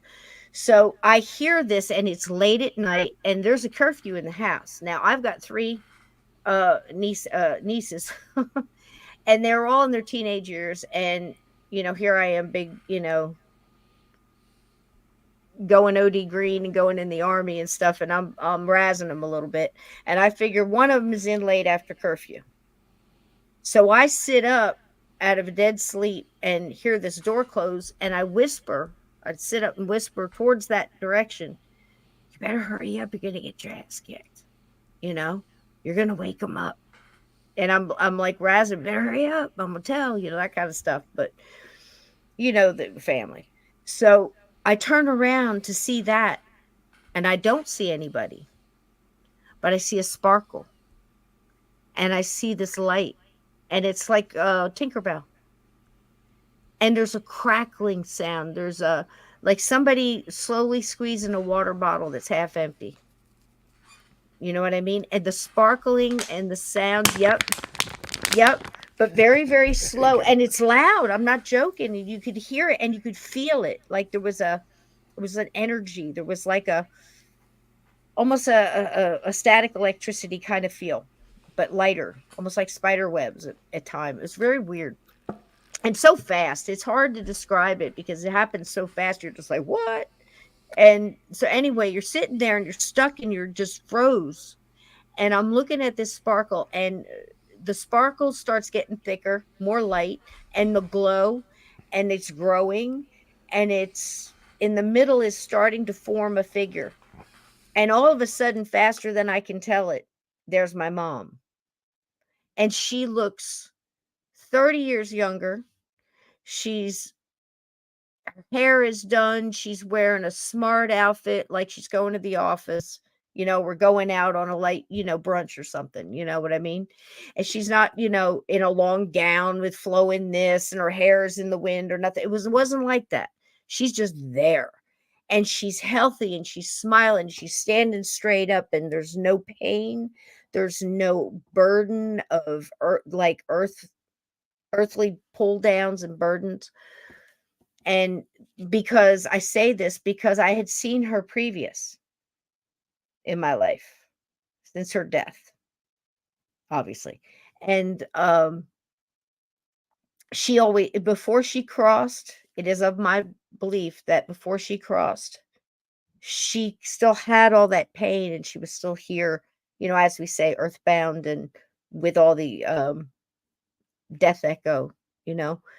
And with this time she was good, and she just radiated love and light and warmth and smiled and telepathically starts sending me just this message of, you're doing great, blah blah blah, I love you, you won't see me much anymore, but I'll always be around. There's a connection. Just think, and she's saying all these things, and I'm trying to get one word out.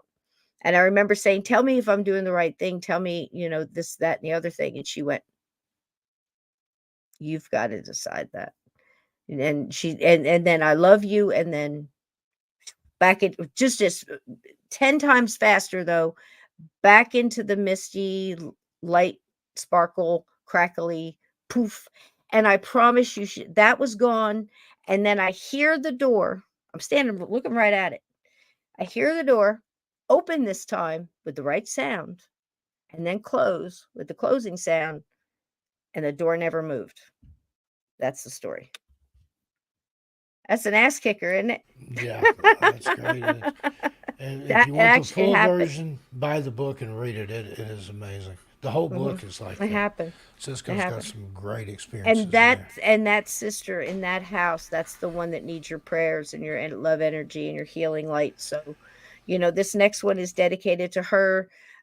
This is the sister that when when I was done hitchhiking from Florida to Fort Stewart, Georgia, and then took a bus ticket and a 3-day ride back to New Jersey, I had one dime, and that's what it cost for a phone call back then, kiddies. you know. And I stuck that. I knew one phone number and I called it. And this sister said to me, these were exact words: "Did you kill anybody?" And I said, "Not that Not I yet. know of." And she said, she laughed. And then she said, I swear to God, she said, "Are you pregnant?" And I said, "Not that I know of." And she said, "Are you wanted for anything?" And I said, "Not that I know of." And she said, I'll be there in 20 minutes. She was there in 10, no questions asked, took me in, gave me clothes, a bath, money, a job. And eventually, that's when I went in the army. So, long story short, it's complicated. But that's that kind of love and that kind of trust and that kind of blood and tribe. She's that kind of person, and she's very cool. And She taught me the Constitution, and she taught me to stand up for my rights.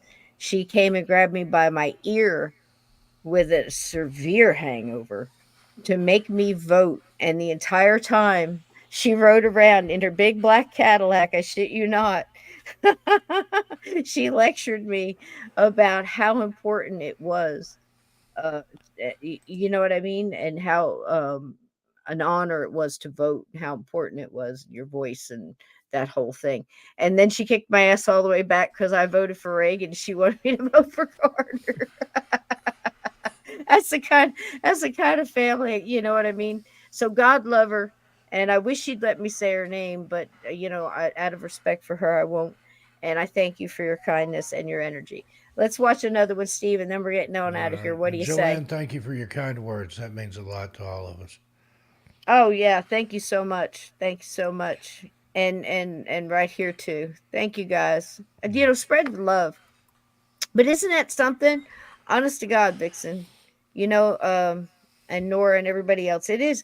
And see, the thing is we have to tell these stories. And Mr. Stockton And here thank was you the for one telling that now. And convinced I me. just thought of it. I don't know. Some of the people. Well, may maybe have she never wanted heard it to that. be heard because somebody in here needed to know that, that could not only listen, that's for everybody. Do you see what I'm saying? It's just like any medium or anybody, with that kind of ability will tell you it's for the whole room. That message of love and continuance, and whether it be reincarnation or answering a mystery to help find something, or to ease your pain, or to As the saying goes, I'm love all never right. dies. Yeah, I'm all right. I love you. I'm right here. I was there and I saw this. I was at that wedding. I was at that party. I heard that birthday speech, or thanks for the empty chair at Christmas, or whatever it might have been. Those little zingers, that's for the whole room. Because just because your loved one probably right there, but if you can imagine the concentration of energy of people trying to get in, talk to people like our friend Rob Guttrow, Steve, or countless Yep. others that have said that they go to a theater to enjoy a show, and it's such a task.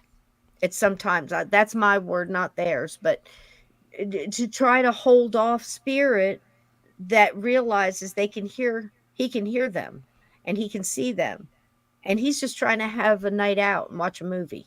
You know what I mean?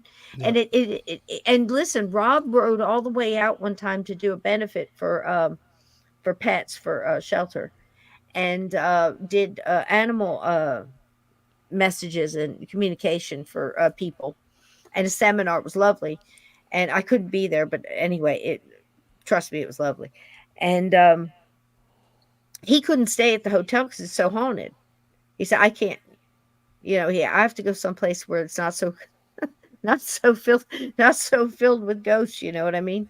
So it's something that you have to, it's a part of your life. It's crazy.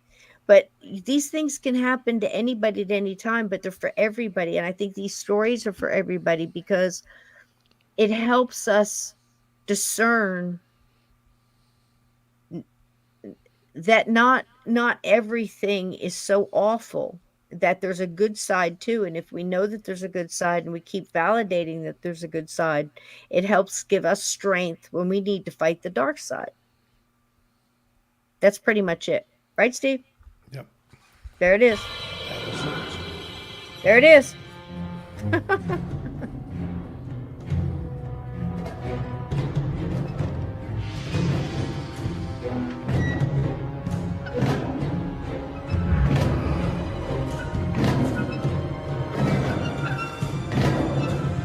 Here it is, Steve. This one's it. This one's the night at the door. I love The this. world is a confusing place Good for one. a child. Throw ghosts into the mix, and it gets even more bewildering. Chelsea tells us that ghosts appeared to her throughout her childhood. Sometimes they were there to scare her, sometimes to protect her, and sometimes she just didn't know.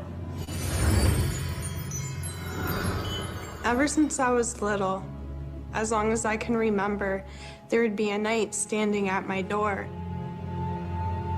And I remember his weapon. It was like a ball with the spikes on a chain. Can you imagine?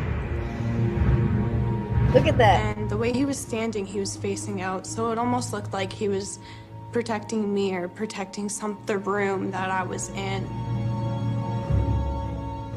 And every time I looked at him, he would turn around and he would walk towards me as if I asked him to or something. And when he did walk towards, I didn't really want to look because I was scared, so I would turn away. I used to play this little game where, like, I'd look at him to see if he'd start walking towards me, and when he would walk towards me, I'd look away. And then I'd look over at the doorway, and he would be back there.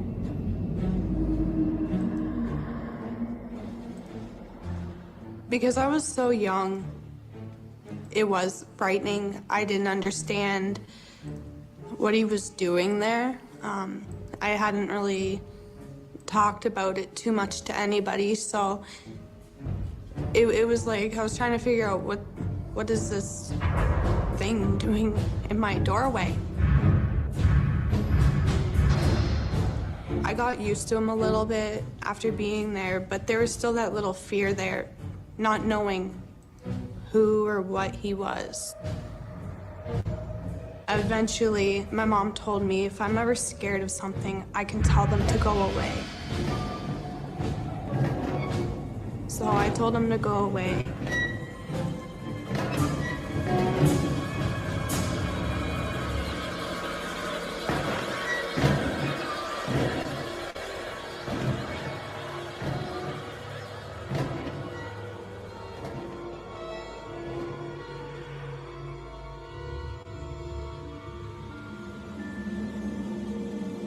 After I had told the night to go away, I regretted it.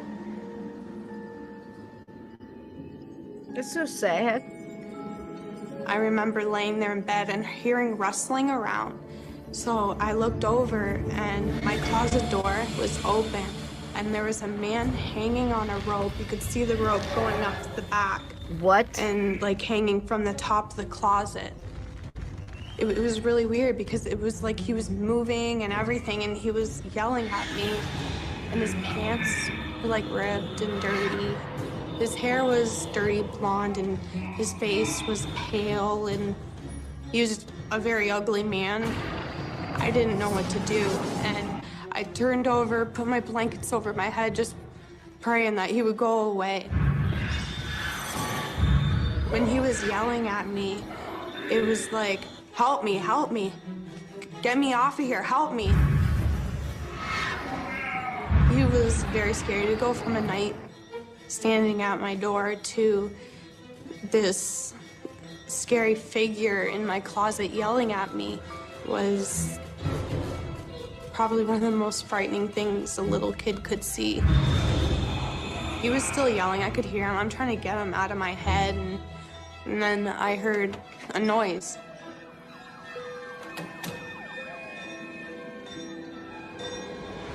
And I saw a couple of policemen. What the heck?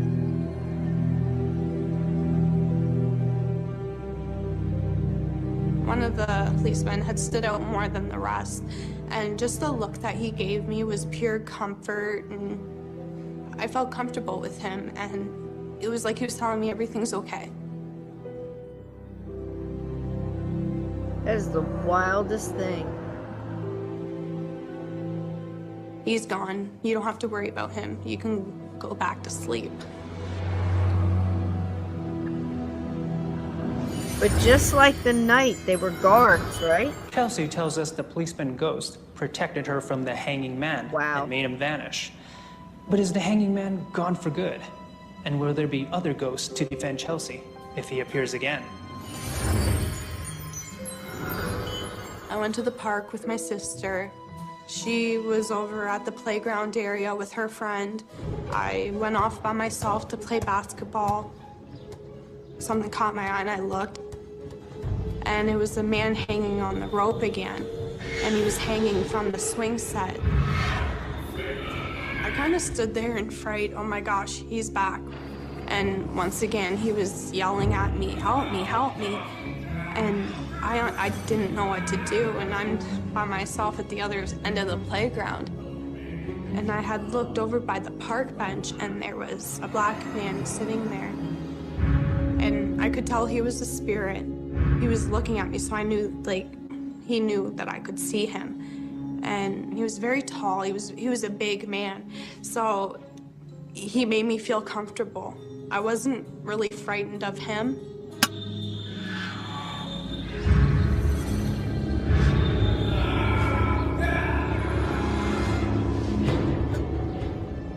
And just the way that I looked at him, like, it was like I was asking for help, and he went over to the man on the rope.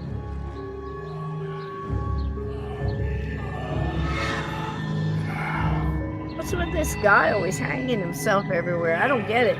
It's crazy. And he told him that it was time to go away. He was dead. And it's almost like they just fade out and they're just gone. And I have never seen either one ever since.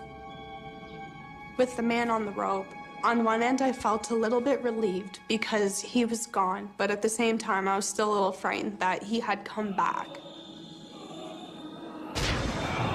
I don't think he knew that he was dead, and he needed something to reassure that he was. If I were to see the hanging man again and have the chance pretty much to get him gone myself instead of asking for help, I think I would pretty much just tell him that he's dead, he has to move on, I can't help him, and he has to go to the light, to the other side where he will be happy, and there's people there waiting for him. Sabrina tells us that her guardian angel, Aunt Maria, appeared because she prayed. But Chelsea claims that she didn't ask for her defender ghost to show up. Sabrina's protector, Aunt Maria, is a deceased family member. But Chelsea's spiritual defenders are strangers to her. Despite these differences, both stories have an important common element. Both Chelsea and Sabrina tell us they experience good and bad ghosts. From Sabrina's and Chelsea's stories, we can come to a conclusion that many others have arrived at throughout history. It would seem that if there is a ghostly world, it's a lot like ours, full of creatures, both good and evil. There you go, Steve. That was a good one. And I got some mean, new people in Knights. here. Radio Vault, AJK, how you Hey. doing, buddy? Hey, JK. And Scott's here from Scott's Hey, Life and Scott. Interest. Scott's a great guy. Yeah. We were talking about baking bread Welcome earlier. in. For Dominique's a wedding here. gift, he got Did I say Nicole that and right? I this really fancy bread machine. It's the nicest one I've Oh, ever hey. owned. You can put your dough Okay. in there and set a timer and wake up to the smell your of fresh dough baked in bread in the here. morning. Put your dough in here. Well, I can't wrap my head around the hanging man. I don't know why. I don't know if he's connected to the little girl, bloodline, past life, or the property. I thought maybe a connection with the night guarding, that maybe her spirit guides or her guardian angel always comes as a protector kind of thing. You know, maybe they're all, like, what I'm saying is maybe they're all of the same being or the same energy. Yep. Just coming and showing, the manifesting as different protectors. The night, the police officers, the nice guy in the park, you know. I don't know. That one has me baffled, but it's nice, and it's an amazing way for her to look at it, understand, you know, you got to cross over. So it seemed to me like the whole focus was the man that was hanging. And I feel that maybe the people around her are more like spirit guides rather than ghosts coming in and out. More like, you know, or some people would make angels or even good spirits that were just more protectors than. It's wild. It's a wild story. You never, that's this whole genre, Steve. You never know what, like a box of chocolates. You never know what Yep. you're going to get. Never know what you're gonna get, but it's all. So what good do and you gooey do? in What the do you middle. got coming up? What's going on with Oh, it? I got lots. Tell lots us of stuff going on. nightmares of We the had round a new, table. Tell us. premiere today. Another wonderful script by Nicole. Mysterious wow. reappearances. People that disappeared and reappeared under mysterious circumstances. It's great, as usual. She's an That excellent sounds like a writer. good We one. make a great team. And I bet you do, got sweetie. 2 new book series out, Mysteries in the Dark. I think all 8 volumes are available now. And got a 13 Past Midnight series of books, too. The first one of those is available Welcome today. in, Dominique. As of, it's on, I'll have to find a link to the website. It's, I can't remember my publisher's name for that endeavor. Redwood. And got some other big news coming up. Does anybody here know Redwood. Clyde Lewis? Listen to Ground Zero. Sounds Clyde familiar. shows over there. He's on KXL in Portland. He's on about 200 radio stations in the country, on all the streaming services and stuff. He handpicked me. Hey. I'm doing a show on his network now. I've got a show coming up.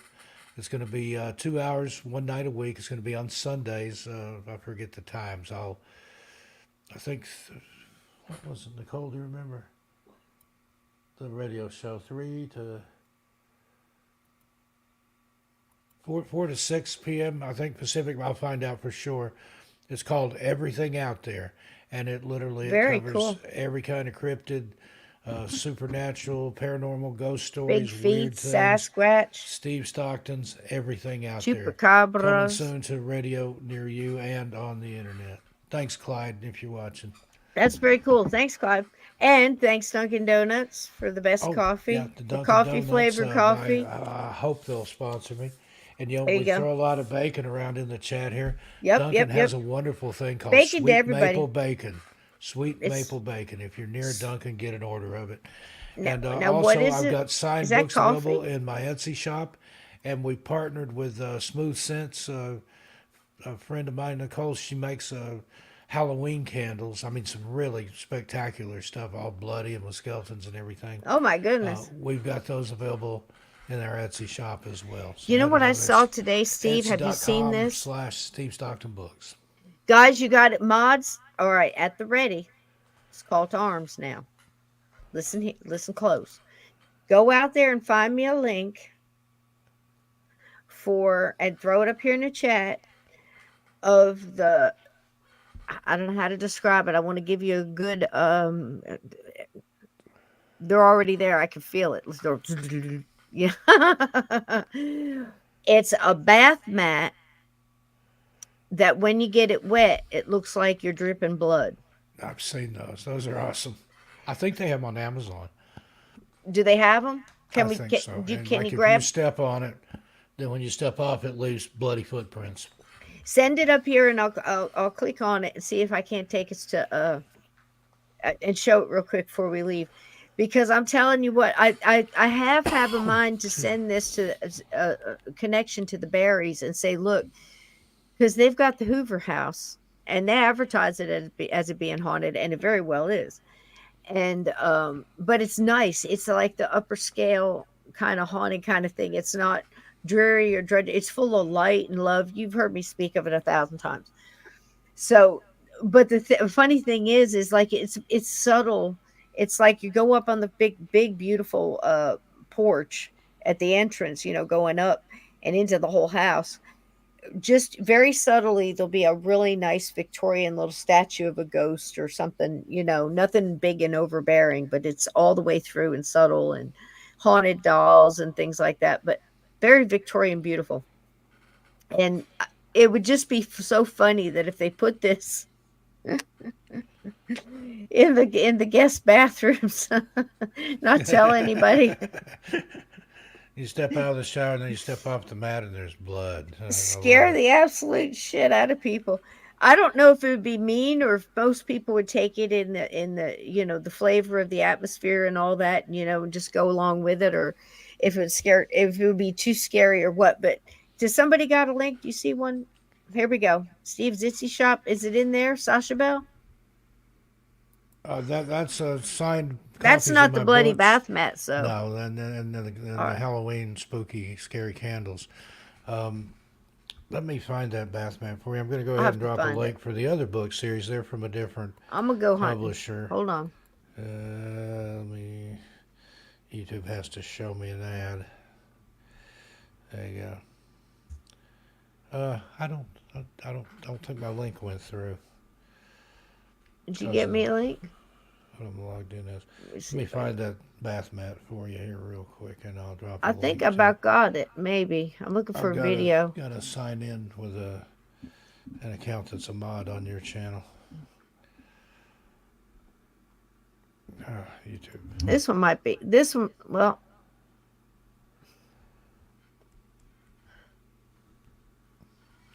Yep, I found it. Did you find it? Yep, Oh, I think. Uncommon Beliefs got it there. Bloodybathmat.com. Oh no. Got their own website even.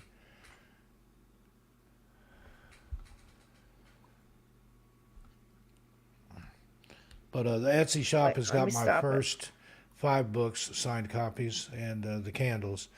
And then this second link has got the Mysteries in the Dark and the 13 Past Midnight books. Thank you. right here. Thanks, guys, for throwing that freerainbooks.com stuff up there. /Steve Stockton. There you Thanks, go. I dropped Uncommon. that in the chat. Here we go, guys. Let's see if I can do it now. Don't screw it up. Come on. Come on. Let's get it big. All right. Here we roll. Thank you, Sashi Bell. That's Amazon links available on Amazon, but if you want an autographed copy, freerainbooks.com.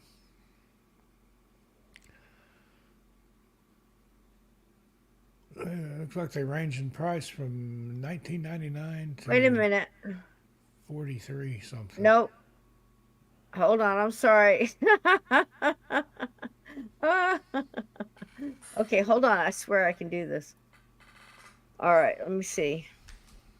Let me stop it. Let me try again. One more time. It's worth it. I promise you. Maybe not at this point. Okay. This one. Share that one. Play. Hey, Elf. There we go. Yeah. I love that. Yeah, sneak one into one of those haunted bed and breakfasts next time you go to Gettysburg. They go down to tell the people at the front desk, and by the time they get back up there, the party's gone. That's just mean, man. You know what I'm saying? There's so much potential there. I mean, I swear I'd have to do it if I had it. Of course, I'd call it a dead and breakfast, you know, but they're trying to, they keep a very, you know, it is. It's very respectful and a very lovely place. And I believe you can find it on Airbnb. It's in Waynesboro, Pennsylvania, and it's fantastic. It's a Hoover House, and it's, you know, it's just such a lovely paranormal experience there. Whether you're doing like table tipping or a little light investigation, and you know, it's just and a great town too. So, you know, and you're going to Salem, you dirty, rotten son of a gun. Yeah, I won't be there for Halloween itself, but I'm going to be there a few days Close to it? prior. That's Yeah, even it better is. because it's like the Yeah, the it's preamble. a madhouse on Halloween. It's like a preamble. But I mean, it'll be both of our first trips to Salem, so I'm really looking forward to it. the atmosphere alone and the scenery and the just, I'm gonna you know, load all up the on visuals. T-shirts and souvenirs. It's got to be amazing. Please And get some video. I'm And, gonna, you know, I'm and I gonna want to record get some stuff, together. and I'll probably broadcast live from there too. That'd be great. We'd love to see it. Love to see it. And we need to get together and do that. What is it? Chickamock River? Chickamock Swamp? The Hockomock Swamp. I was so close. We're not too far from that where we're at now. I'd love to do a live remote. From There we go. We received no promotion funds whatsoever. And with the Not one coffee the bean. storyteller. We just the love Donkey. Knights of the what'd you call it? Knights of the Scary Round Table. Nightmares from the Round Table. Yeah, we're going to have a live storytelling event, a round robin thing. It's commemorating 13,000 subscribers on 13 past midnight, but I'm going to simulcast it on Among the Missing too. Cisco's going to be there. Sir Brian Bowden, The Midwest Brothers Night Hole. Watchers. The Brothers Hole. Kafita's going to come on and tell a story. I'm going to have some stories written out from Nicole and Lee G from First Floor Audio that I'm going to tell. Tattooed Biker Unexplained is going to be Nice. there. And the brothers from Belief Hole. If you're a fan of Belief Hole podcast, I think all three There of we them go. join us. And At how least long is it going to Chris be? and We're going to Jeremy. do it a marathon. We're going to do a marathon. Just till All right. go till we're And done. what do we have a date yet? We don't have a date yet. I'm working on them, trying to coordinate with. Basically, I'm catering to Belief Hole's schedule, and then Now, when did they release again? I forget what day. they try to do every other Sunday. They just moved into a new studio. They bought an old. It's an old Victorian house, probably haunted or something. They're moving their studio nice. into there, so they're kind of in flux Wow. right now. But Gosh, I'm I so love jealous. those guys. That's going to be a great show. If you haven't seen my interview with them, Oh, it was go to great. Belief Hole podcast and watch that. Yep. Midnight Blend. Ooh, I hadn't tried that one. Man, Scott, I have to try that. Yeah, I I don't have to go try that often. too. I don't go. Look. If I have my druthers, I'm just as happy with black silk Folgers black silk, or you know what? There's a I like the brand. dark roast and Yeah. sometimes a breakfast blend. I've got a Yep. coffee surprise coming I up like it too. dark. Not too many details yet, but I'll let you know. But I've got something coffee related coming that I think you'll love. Well, there you go. Thank you, Sasha Bell. Thank you, mods, for all the Sasha Bell's the on the links quick and all draw, the yeah. help and filling in But my that's sentences. coming Sometimes up. I appreciate it. The Nightmares of the Round Table. It's coming up somewhere Spooky between now and story Halloween. round robin event. See how many people we can get in there and how many stories we can tell. Who's last? And I want to see who the last one standing is. I'm telling you, I'm warning you ahead of time. I'm doing Last push-ups, folks. storyteller standing. I'm taking this very seriously. You know what I mean? If you guys want to turn it into make you some Alpine moonshine or something and do a shot every time I say the word ghost, go for it. Make it your own. Get a good seat, get some snacks, come and enjoy some ghost stories and, commentary. I mean, it's going to kind of look like the Brady Bunch, all these different people popping in and out we and can all get, over. I think 10 on the screen, but I'd be happy with Okay. 9, like the Brady Bunch, and we'll just Yeah. go around. Around, and around, everybody's around. told one story, then we'll go back around, have Yep. people leave, more people come in. That'd be nice. And it's going to be an event. There you go. I'm in. Sounds like the test of all tests. If you ask me, I'm in. What'd you say? See the if old testes of Cisco can what? run out of stories. Yeah, now listen, I'm not encouraging gambling amongst the chat. I'm only saying that here's an opportunity to bet whether or not I can run out of stories and run out of steam talking. If I can't hang, I might not be under the table alone. Let me just say it. I'll go ahead and lay it down now. I tell you what, I'd always bet on red, baby. Always bet on red. Might be a little snow on the roof, but that don't mean there ain't fire. You know what I mean? Here we go. Steve and I, we got a good, honey. We got to run with the, what is it like? Run with the wild. That's a lot of people, Yep. a lot of stories. But you and I sit on the You phone. can do it. I mean, we talked over on Where'd the Road Go radio show, and Yeah. Soraya lost control of the board. We just kept talking. We talked for like Yeah. 3 hours before we knew Shut that down the internet. He For wasn't the- even there anymore. realized said he just was let it gone. roll. Y'all have to remind me to tell my circus story too. It's a good one. Yeah, I I ain't want to hear proud of that it, one. I don't I think ain't I've proud heard your of it. circus story. but I'll tell. It's not like I said. It's not paranormal, but it's got some characters in it. If it You know. involves the circus, then it's got to be good. I still listen. This happened probably, I want to say, 86, 87. I still got scars. It's one of those stories. But anyway, well, we all learn from our scars. Listen to me. Don't get fooled. It's like that saying. I can't remember the daggone movie now. Is it Varsity Blues or whatever? Chicks dig scars, wounds heal, and heroes last forever or some shit. But in a lot of ways it's true, because if you've gotten through and you've lived through some crazy bad experiences, bad choices, you know, some, spontaneous bullshit, whatever that's happened in our lives, that, running into trees, doing all kind of crazy stuff. But if you live through all that, there's a little wisdom in there. You know what I mean? Yeah. And A lot of it's those old sayings, there's a nugget of truth in there. Sometimes absolutely you have to true, dig man. for it, but it is there. Absolutely true. Well, man, this has been another Monday Madness. It's been lovely with you, Steve. I'm looking forward to Nightmares from the Round Table. I'm looking Yeah, forward to that's coming soon. Halloween and hearing stories about Salem and And all that. I'm I'm not going to quite be sure what doing I'm the doing. 31 Nights of Halloween for another year Sure on the does, 13 past Lindsay. midnight. I'll either Don't go forget what I live or said have a about that claw. video every night. And on Saturdays and Sundays, I'm doing Every 4 the hours. matinee over there, the bad movie, B movie, horror movie 500 matinee. I've had some good ones, got some milligrams. more good ones coming up. Check that out on 13 past midnight. Of course, Among the Missing, Nicole and I running the show over there. She's the words, I'm the voice, Lee's the music. We got something that nobody else has. That's Come check another out bumper Among the sticker, Missing. Steve. She's the words, I'm the voice. And we're getting close to 100,000 on that channel. We're 95,000 something. So You are the probably wind around my beneath my birthday, wings. Halloween, we should hit that 100,000 mark, somewhere around there. So There you go. I'm at come and join us. I am slowly reaching up to 2000, a hard 2000. And I that, think that's it's a 10 crying more, shame. You 10 should have a away. million subscribers.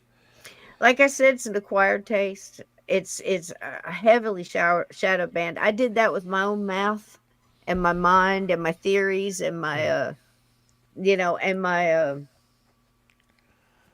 affinity to being told what I can say and what I can't say. I try to keep it clean and speak in code, but every once in a while the AI gets me. Sometimes You that know, decoder ring doesn't work too well and the truth and you slips know out. what gets me? It's the crazy stuff, Steve. It's there. All right, I'll tell you one more real quick before we go. There's an individual that chose to unlife himself, and it was a ghost. And the only thing in the story was that the ghost was coming back. I'll probably get it for this because of the ghost that was hanging from the swing set, the closet, and all that stuff. Yeah. They'll probably make me cut that out, which is, I'll do it if that's what they want me to do to keep the rest of the show. But that's the thing. It catches the bots catch it, and they don't discern or have any common sense or any kind of moral compass or cognitive whatever, and they just that's it, it's over. And now you can go through the rigmarole and the email gauntlet of disputing this, but I choose to just cut it out. So you got to be here for the live, folks. And if you want to catch it live, it's every Sunday and Monday 8 Eastern. And don't ask me the time zones, but we're here and we're just trying to unravel the paranormal and enjoy the journey, right, Steve? Absolutely. It's All a right, my journey. friend. I will see you next Sunday. My love to the missus and the Molder. And I think we're out of here. Much love to everybody in the chat. Thanks again to the mods. Thanks for everybody being here tonight. Please welcome like, new mods. Thank subscribe, you very much. and comment, please, because we need it. We Yeah, really, put a really need like, it. And come in back these and leave tough a comment. times, That helps the algorithm. it's hard to send super chats. It's hard to send money and donations and things like that. And I totally get it. It's hard to even get a mug or t-shirt because you just don't have it to, throw away right now. So hang on to that, but please hit the thumbs up and subscribe if you have. We much appreciate it. Thanks for being here tonight. I'm going to play Haunted House one more time because I think we all need to go out on a high vibe. Thank you for the prayers for my sister. Much love to anybody that needs love and healing tonight. Don't forget, light always beats the darkness. Keep your closet doors shut and keep your feet under the covers because there are things that go bump in the night. And if you live in a haunted house, well, you might as well decorate it and celebrate it. Yeah. Love you all. Good night. Good night, everybody. Next Sunday. Bye, baby.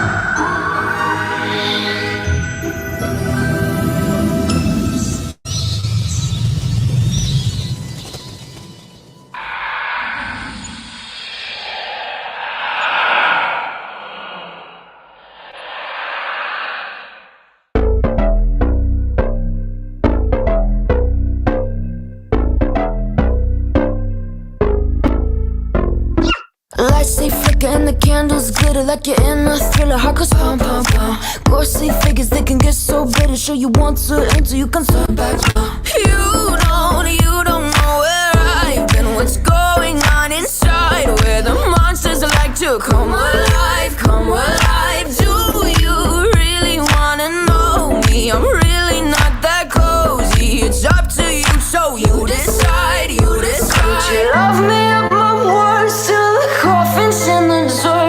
Try to break me like a curse, you know that will never work. I'm a little bit absurd, I like dancing on the verge. Anyone can love a pretty little mansion, but could you love a haunted, haunted house?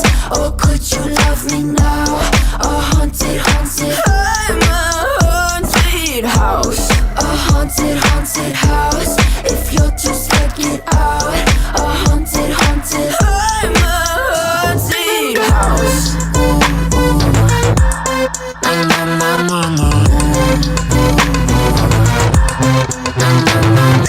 Broken windows and a warning scribbled on my wall saying that you better turn around. Wouldn't be the first to try to burn me down. Your move, you do. Could you love me up my words till the coffin's in the dirt? Try to break me like a curse, you know that will never work. I'm a little bit absurd, I like dancing on the verge. Anyone can love a pretty little mansion, but could you love a haunted, haunted house?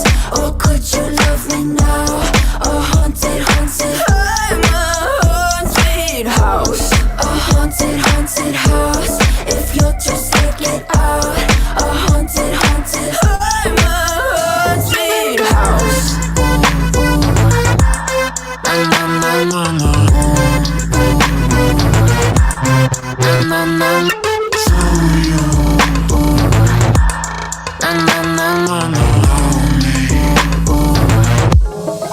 Could you love a haunted, haunted house? Or could you love me now? A haunted, haunted, I'm a haunted house. A haunted, haunted house. If you're just taking side. A haunted, haunted, I'm a haunted house. Words till the coffin's in the dirt. Anyone can love a pretty little man.